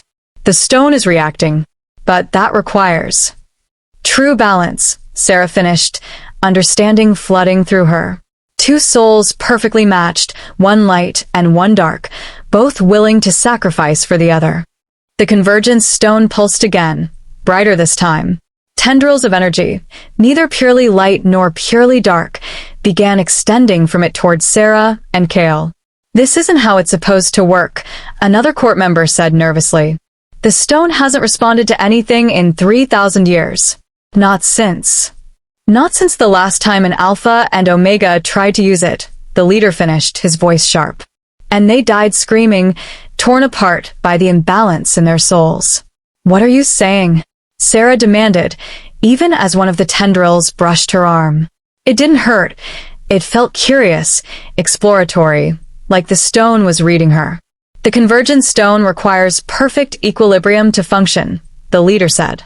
If there's even the slightest imbalance between the souls it touches, it will destroy them rather than transform them. Every Alpha and Omega who's tried to use it has failed because they always came to it as enemies, their souls already tilted toward destruction. But we're different, Sera said, looking at Kale. We chose each other. We bonded willingly. Your bond is flawed. Incomplete. The preliminary binding without the balance ritual means you're unstable. The stone will sense that, and whatever else he was going to say was cut off as the tendrils suddenly lunged, wrapping around both Sera and Kale and yanking them toward the dais. They slammed against the stone surface, their bodies pressed against the swirling sphere of power. Pain exploded through Sera's entire being. The stone wasn't just reading her, it was tearing her apart, pulling at every thread of her existence, examining her soul with pitiless precision. Beside her, she heard Kale screaming, felt through their bond as the stone did the same to him. Analyzing, a voice that wasn't quite a voice whispered through their minds. Light Omega, 73% capacity. Shadow Alpha, 127% capacity. Imbalance detected. Corruption identified. Foreign entity within Alpha vessel. Beginning extraction process. No, Kale gasped. Sera, fight it. The extraction will. The stone's grip tightened, and suddenly Sera could see what he meant. The extraction process wasn't gentle. It was ripping the darkness out of Kale by force, tearing through his soul to reach the void corruption that had been planted there millennia ago. She felt every second of his agony through their bond. But she also felt the plan crystallizing. The stone would extract the darkness, but as the first Omega had warned, it needed somewhere to go. And the only vessel strong enough to contain it was. No, Sera thought fiercely. Not him. Take me. The stone paused. Clarify. Omega vessel offers to contain extracted corruption? Yes. Sera pushed the thought out with all her strength. The darkness goes into me. Leave him clean. Sera, don't. Kale's mental voice was agonized. You don't understand what you're offering. The darkness is vast, endless. It will consume you. Then it consumes me. But you'll be free. I don't want to be free if you're. The stone interrupted their argument. Proposal analyzed. Omega vessel lacks capacity for full corruption transfer. Current light concentration 73%.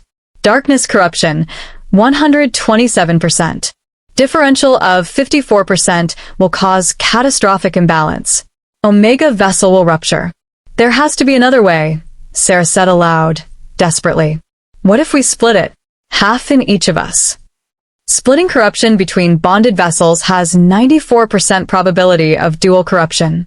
Both vessels will fall to darkness within 72 hours. Not recommended. Then give me all of it, Kale shouted. I'm used to fighting the darkness. I can contain it. Alpha vessel already compromised. Additional corruption will accelerate transformation to 100% completion. First Alpha will manifest permanently. All consciousness designated Kale will cease to exist. Not viable. Sera's mind raced. There had to be a solution. She could feel the convergence stone's power thrumming against her skin, waiting for direction. And then it hit her. The bond, she said. Our souls are merged. What if instead of putting the darkness in one of us, you use the bond itself as the container? Suspended between us, balanced by both our natures. The stone went silent, processing. The tendrils holding them pulsed with considering light. Novel approach, it finally responded. Theoretical possibility. Corruption extracted and bound within the soul link itself. Both vessels would serve as anchors, maintaining equilibrium through continuous conscious balance. However what? Kale demanded. This configuration requires permanent, active participation from both vessels. You would need to maintain balance every moment of every day for the remainder of your natural lives. If balance falters, if one vessel weakens or one nature dominates, the suspended corruption will break free and consume both. Additionally, all corruption cannot be extracted. Approximately 23% has merged too deeply with Alpha consciousness. This amount must remain or Alpha vessel will die.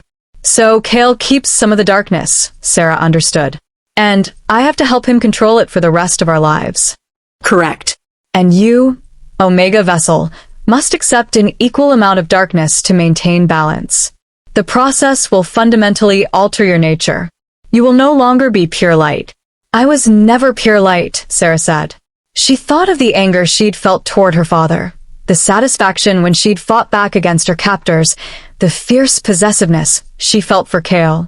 Light and shadow had always existed in her. This would just make it official. Sera, listen to me. Kale turned his head, meeting her eyes despite the stone's grip. This means being bound to me forever. No escape. No freedom. Every day fighting to maintain balance, feeling my darkness against your light. If you die, I die. If I lose control, you suffer. You'll never be free of me. Good, Sera said firmly. Because I don't want to be free of you. I choose this. I choose us. You're insane. But his eyes shone with desperate hope and love so intense it hurt. Probably. Do you choose this too? Kale laughed, wild and broken. Yes. God help me, yes. Mutual consent confirmed, the convergence stone announced. Beginning transformation process. Warning, pain threshold will exceed all previous experience. Mortality rate for this procedure, unknown. No previous subjects have survived to completion. How encouraging, Kale muttered. Together, Sera said, reaching through the pain to grip his hand. We do this together. Commencing extraction in 3, 2, 1. The world exploded into agony. Sera screamed as darkness poured into her, not the gentle shadows Kale commanded, but the raw, ancient void corruption that had plagued their souls across millennia. It was cold beyond cold, empty beyond empty, a hunger that wanted to consume everything and leave nothing but absence in its wake. She felt her light rising instinctively to fight it, but the stone held her back. Do not resist. Accept. Transform. Become the balance. Through their bond, she felt Kale's matching torment as light was forced into his darkness-steeped soul. For someone who'd lived in shadow his whole life, the pure radiance was searing, unbearable. This is how we save each other, Sera realized through the pain. By each becoming a little of what the other is. She stopped fighting and opened herself to the darkness. Not to let it consume her, but to accept it as part of herself. To acknowledge that light without shadow was as dangerous as shadow without light. That she'd been incomplete all along. The darkness flooded in, and instead of drowning her, it settled. Found the empty spaces in her soul she hadn't known existed and filled them. She felt herself changing, felt new understanding dawning. Of pain, of anger, of the necessity of endings as well as beginnings. Beside her, Kale gasped as light carved paths through his shadows. She felt through the bond as he struggled, then surrendered, letting the radiance teach him things he'd forgotten in lifetimes of darkness. Hope, mercy, the strength in vulnerability. Extraction 47% complete, the stone reported dispassionately. Subjects surviving. Probability of success increased to 31%. That still. Sera tried to speak but couldn't finish as another wave of transformation hit. The convergent stone was pulling the worst of the corruption out of Kale, the concentrated void poison that had turned him into the first Alpha. She could see it being drawn through their bond, dark tendrils of nothing that wanted to unmake reality itself. The stone suspended it between them, weaving it into the very fabric of their soul link, creating a prison made of their combined natures. But gods, it hurt. The shadow court was shouting something, but Sera couldn't hear over the roar of power. She was vaguely aware of them trying to interfere, to stop the process, but the convergent stone's energy kept them at bay. Extraction 73% complete.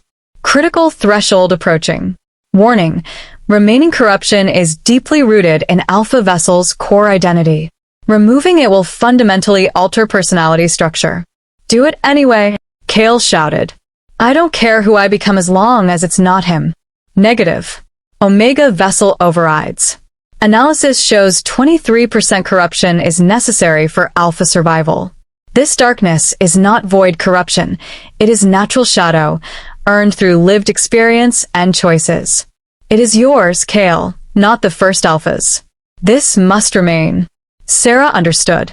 The stone was distinguishing between the ancient curse and Kale's own nature, the parts of him that were hard, ruthless, capable of violence. Those weren't corruption. Those were just him. The man who'd fought wars, made impossible choices, carried the weight of leadership. He needed those shadows to be whole.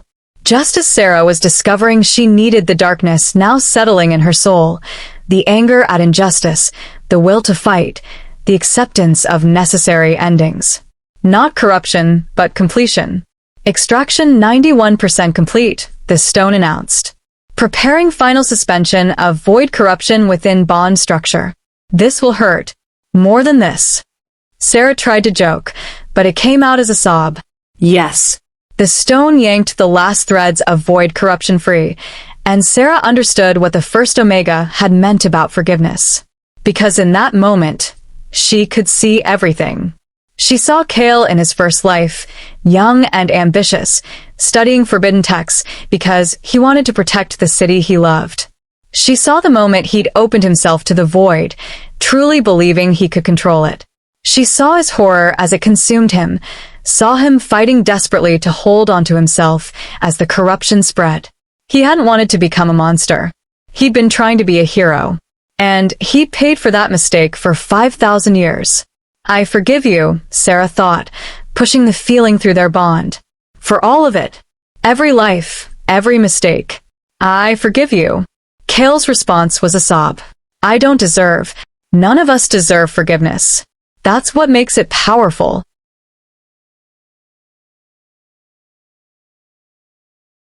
The final thread of corruption snapped free and suspended between them, held in perfect equilibrium by their combined wills. The convergence stone released them, and they collapsed to the floor, gasping, transformed. Sera looked at her hands and saw them marked with new symbols, not just the golden runes of her Omega power, but intertwined with black marks that pulsed with controlled shadow. She could feel the darkness in her now, a constant whisper, but it wasn't alien anymore. It was hers. Kale's transformation was equally dramatic. His red eyes had faded to amber shot through with gold. His shadow marks were now threaded with light. When he looked at her, it was with complete clarity. No madness, no corruption, just him. Entirely, finally, blessedly him. Did it work? He asked hoarsely. Transformation complete, the convergence stone confirmed. Balance achieved. Bond stabilized. Void corruption contained. Probability of first alpha manifestation, 0.03% under normal conditions. Both vessels viable. Success. We did it, Sera breathed. We actually. No. The Shadow Court leader lunged forward, dark magic blazing from his hands. You've ruined everything. 5,000 years of preparation, of cultivating the darkness, of waiting for our God to return, destroyed by two foolish children who think love conquers all. He hurled a bolt of pure void energy at Sera's back. Kale moved on instinct, throwing himself between her and the attack. The energy struck him square in the chest, and he screamed. But instead of being consumed, something impossible happened. The darkness hit the light now woven through Kale's soul and shattered. Just broke apart, harmless. What? The court leaders stared in shock. That's impossible. Void corruption can't be deflected. It consumes everything. Not when balanced with light, Sera said, standing and calling power to her hands, power that was now both shadow and radiance intertwined. That's what you never understood. Darkness and light aren't enemies. They're partners. And together? She and Kale raised their hands in perfect synchronization, their powers flowing through the bond and amplifying each other. Light and shadow spiraled together, becoming something new, something that hadn't existed before. Pure balance. They released it as one, and the wave of balanced energy swept through the chamber. Where it touched the Shadow Court members, they screamed and scattered, their pure darkness unable to withstand the equilibrium. Some fled through shadow portals. Others simply dissolved, creatures of imbalance unable to exist in true balance's presence. The leader held out longest, his power immense. "This isn't over," he snarled. "The darkness will always hunger. The void will always call. You've won this battle. But nothing," Kale said coldly. "The first Alpha is dead. The cycle is broken. And you," he smiled, sharp and dangerous. The warlord he'd always been, but now in full control. "You're no longer welcome in my kingdom. Leave. While you still can." The leader looked between them. Two figures haloed in perfectly balanced power, their bond visible as a shimmering thread of light and shadow, and made the smart choice. He fled. The other Shadow Court members followed, vanishing into portals of darkness. Within moments, the sanctum was empty except for Sera and Kale. And then, finally, they collapsed. Sera caught Kale as his knees gave out, and they sank to the floor together, exhausted beyond measure. The power that had blazed so bright moments ago flickered down to a steady, manageable glow. Through their bond, she could feel his relief, his disbelief, his overwhelming love. "Is it really over?" he whispered.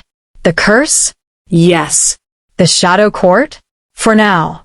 Sera smiled tiredly. "But the hard part starts now. A lifetime of maintaining balance together. Every single Day. "Sounds perfect," Kale said and kissed her. It was soft, gentle, nothing like the desperate passion of their binding. This was a promise, a beginning. When they finally pulled apart, Kale rested his forehead against hers. "I love you. I don't think I've said that clearly. Without the darkness talking, without the curse hanging over us. I love you, Sera. Have since I first saw that stolen portrait. Probably loved you in every life before this, even if I couldn't remember." "I love you too," Sera said.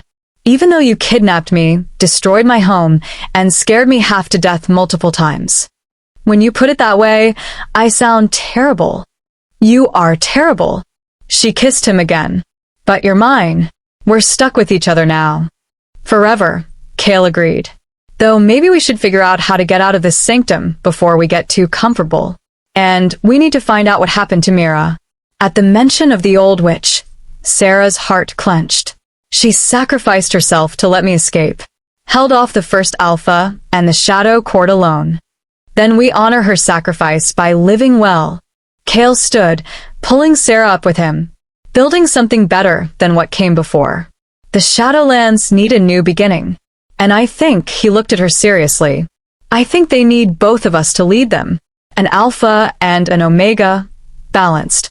If you'll have it." "Are you asking me to rule the Shadowlands with you?" "I'm asking you to build a life with me. The ruling part just comes with the territory." He smiled crookedly. "What do you say, princess? Want to be a warlord's queen?" Sera thought about her old life, the palace, the restrictions, the gilded cage she'd lived in. Then she thought about the future stretching before her, dangerous, uncertain, but free. And with Kale at her side, balancing her light with his shadow with her light. "Yes," she said, "but I have one condition." "Name it." "No more kidnapping. Ever. If we're doing this, we do it as equals." Kale laughed, the sound rich and genuine. Deal. "Though I make no promises about the occasional dramatic gesture. I suppose I can live with that." Hand in hand, perfectly balanced, they walked out of the Shadow Court sanctum. Behind them, the convergence stone pulsed once more, satisfied, and then went dormant.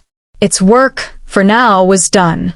As Sera and Kale emerge from the sanctum into the dawn light, they find Kale's fortress surrounded by armies from every neighboring kingdom, their banners representing allies and enemies alike. At their head stands a figure in royal purple, and when she removes her helmet, Sera's breath catches. It's her younger sister, Princess Lyra, whom she thought had died in the palace fire. "Sister," Lyra calls out, her voice cold. I've come with our father's true allies to rescue you from your captor. Surrender him to us for execution, or be branded a traitor and enemy to all the kingdoms. You have until noon to decide. Behind Lyra, Sera sees something that makes her blood run cold, a cloaked figure with glowing silver eyes. The same figure who'd watched the palace burn. And through her bond with Kale, Sera feels his shocked recognition. That's impossible. She's dead. I killed her myself 20 years ago. The figure smiles and speaks in a voice that echoes with ancient power. Did you really think the Shadow Court was the only one playing the long game? Chapter 10: The New Dawn. Sera stared down at the army surrounding Kale's fortress, her sister's ultimatum hanging in the air like a death sentence. Behind her, she felt Kale's tension through their bond, felt his hand tighten on his sword hilt. You know who that cloaked figure is, Sera said quietly, not taking her eyes off the assembled forces below. Morgana, the Void Priestess. Kale's voice was tight. 20 years ago, she tried to accelerate my transformation, to awaken the first Alpha before I was ready. I fought her, drove a blade through her heart, watched her die. Apparently not well enough. Apparently. Kale moved to stand beside her, their shoulders touching.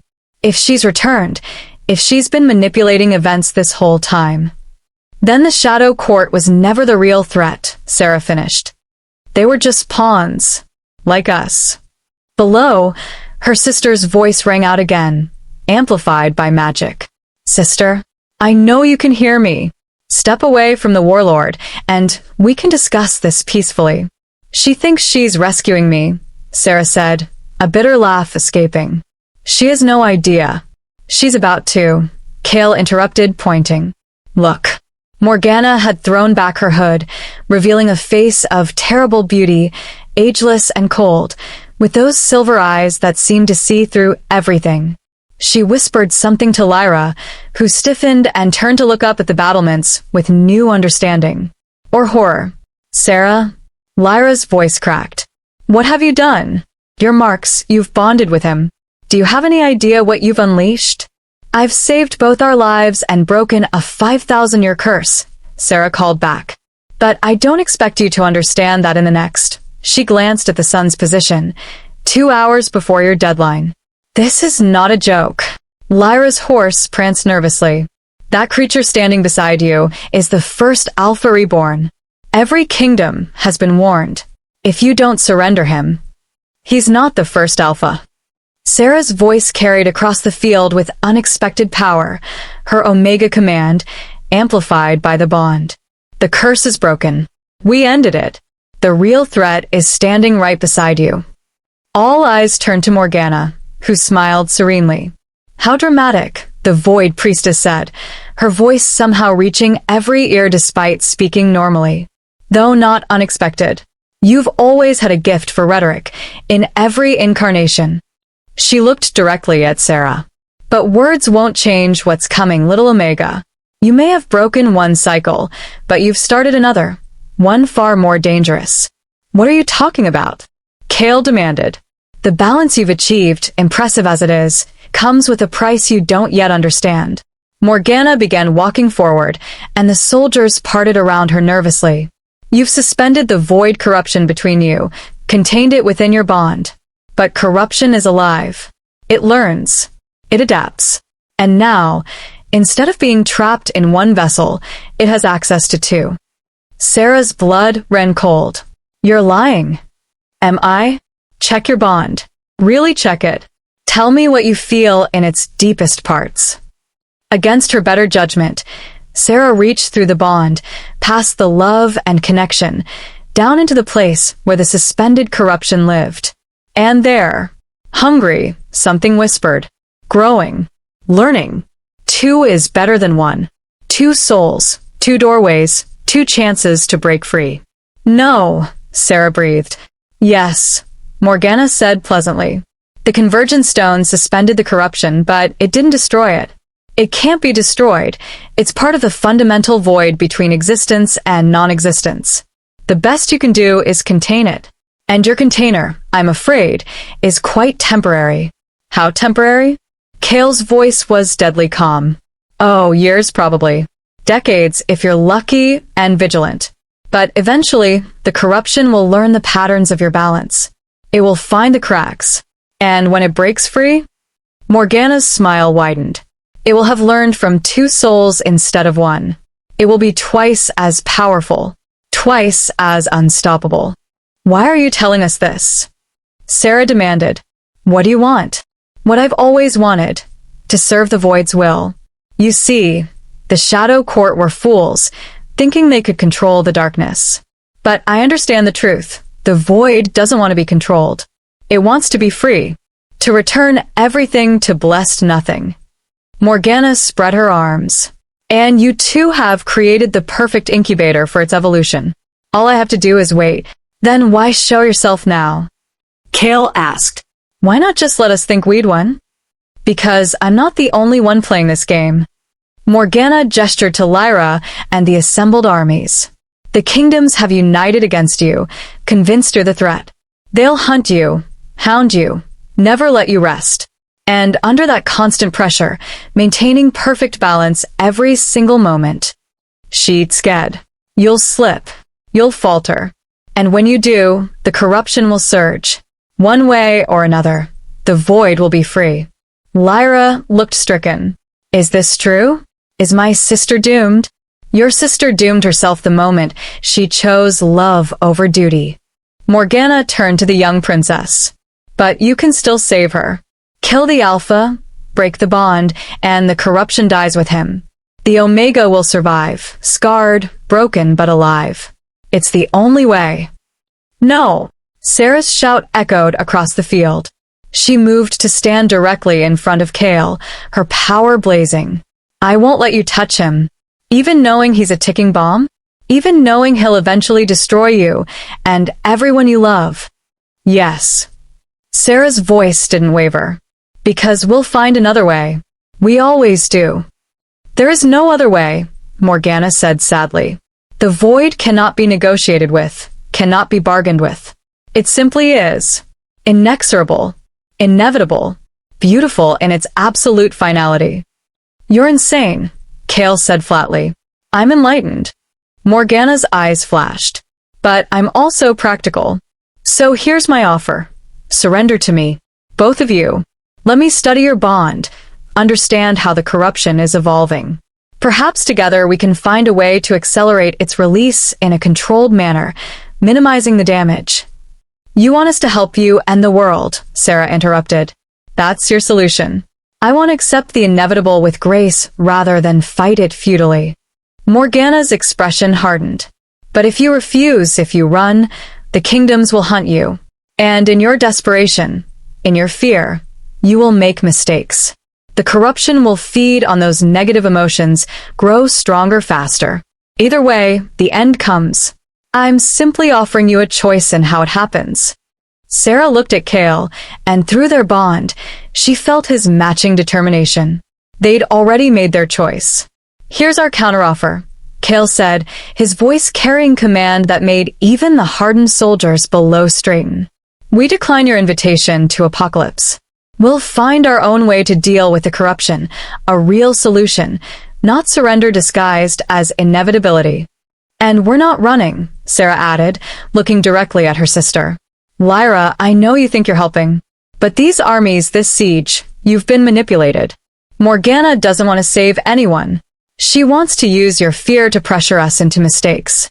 Lyra looked between Sera, Morgana, and the assembled forces, uncertainty clear on her face.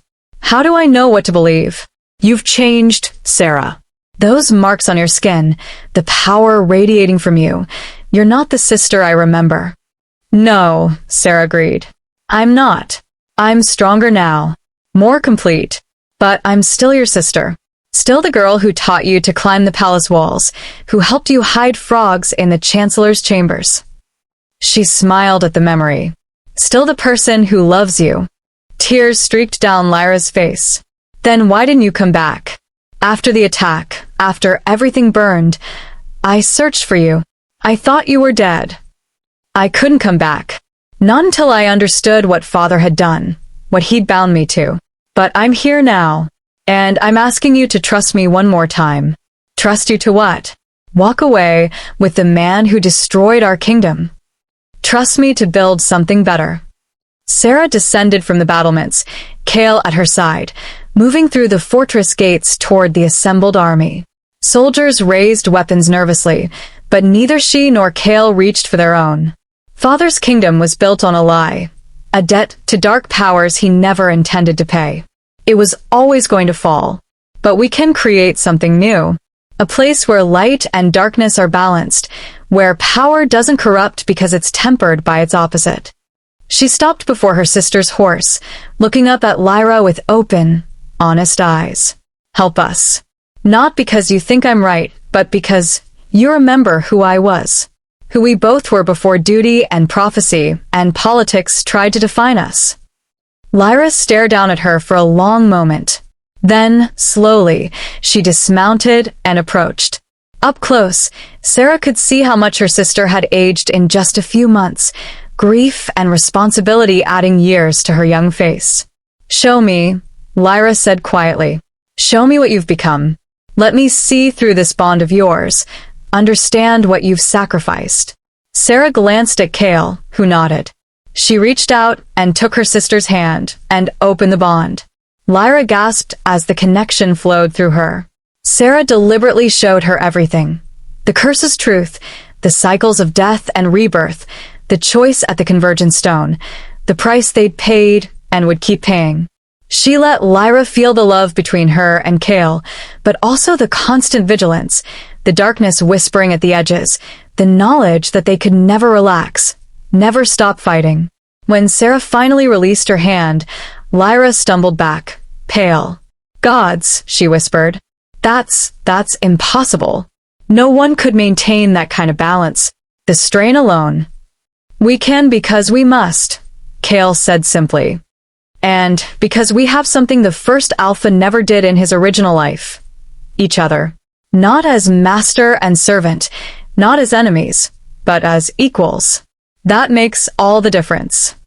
Lyra looked at Morgana, who was watching with amused interest.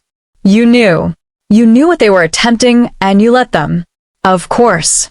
Their solution is doomed to fail, but it's more interesting than the alternatives. I'm curious how long they'll last. Morgana tilted her head.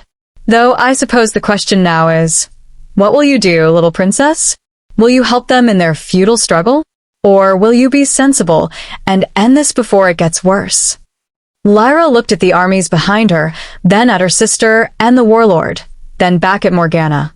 Sera watched as her sister, the little girl she'd protected her whole life, made the choice that would define her. Stand down. Lyra ordered the armies. All of you, lower your weapons.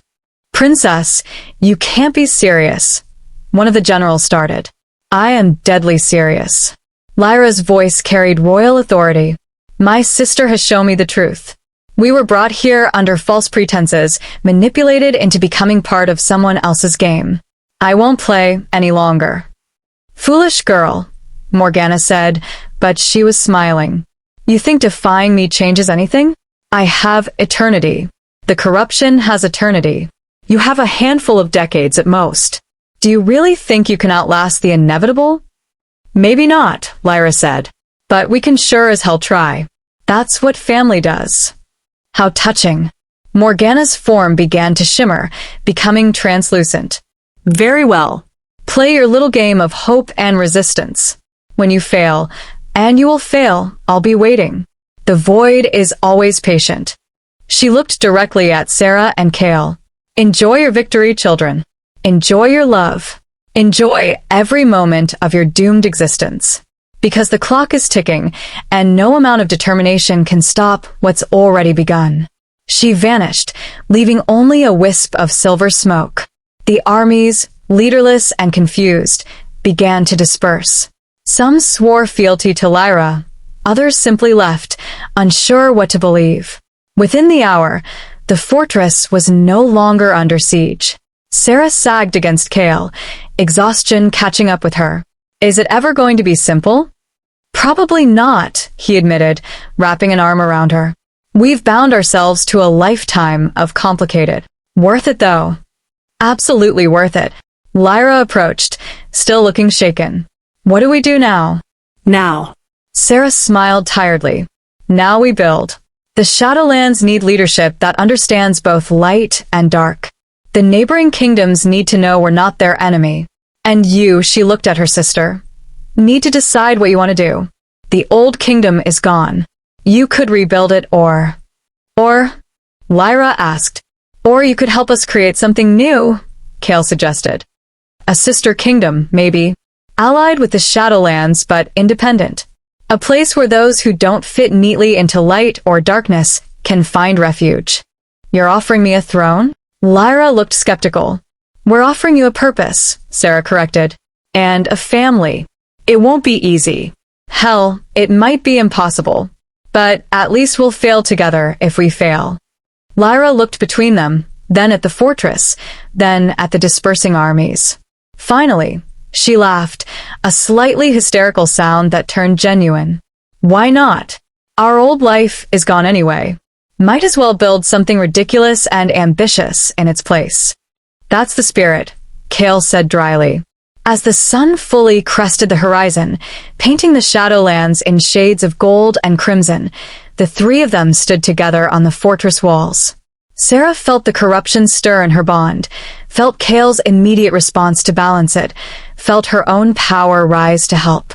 It was a dance they'd perform every day for the rest of their lives. But as Kale's hand found hers, as Lyra smiled at them both with tentative hope, Sera realized something important. They weren't just fighting against the darkness. They were fighting for something, for each other, for the future they'd build together. And that made all the difference. So, Lyra said eventually, I suppose I should ask, when's the wedding? Because if you two are bound forever anyway, you might as well make it official. Sera choked on a laugh. We haven't really discussed. We should do it soon, Kale said, surprising her. Not because we have to, but because I want to. I want to stand before our people, yours and mine, and declare that we choose each other. Every day. Forever. You're really bad at traditional proposals, Sera said, but she was grinning. I'm a warlord, not a poet. Did you expect sonnets? Maybe one sonnet. As a treat. Absolutely not. They were still bickering good-naturedly when they headed back into the fortress, Lyra trailing behind them and shaking her head in amused disbelief. In the distance, in a place between shadows where Morgana watched through her scrying glass, the Void Priestess smiled. They thought they'd won. Thought love and determination could overcome the inevitable. They'd learn.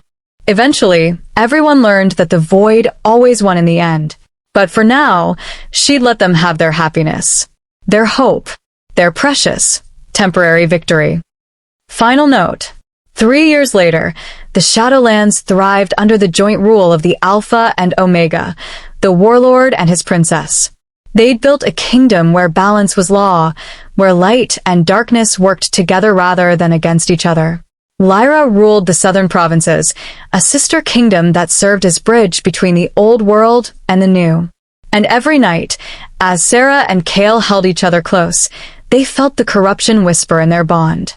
Growing slowly, learning their patterns, waiting. They didn't know how long they had. Maybe decades. Maybe only years.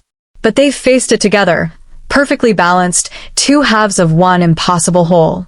After all, hope made the eventual fall so much sweeter.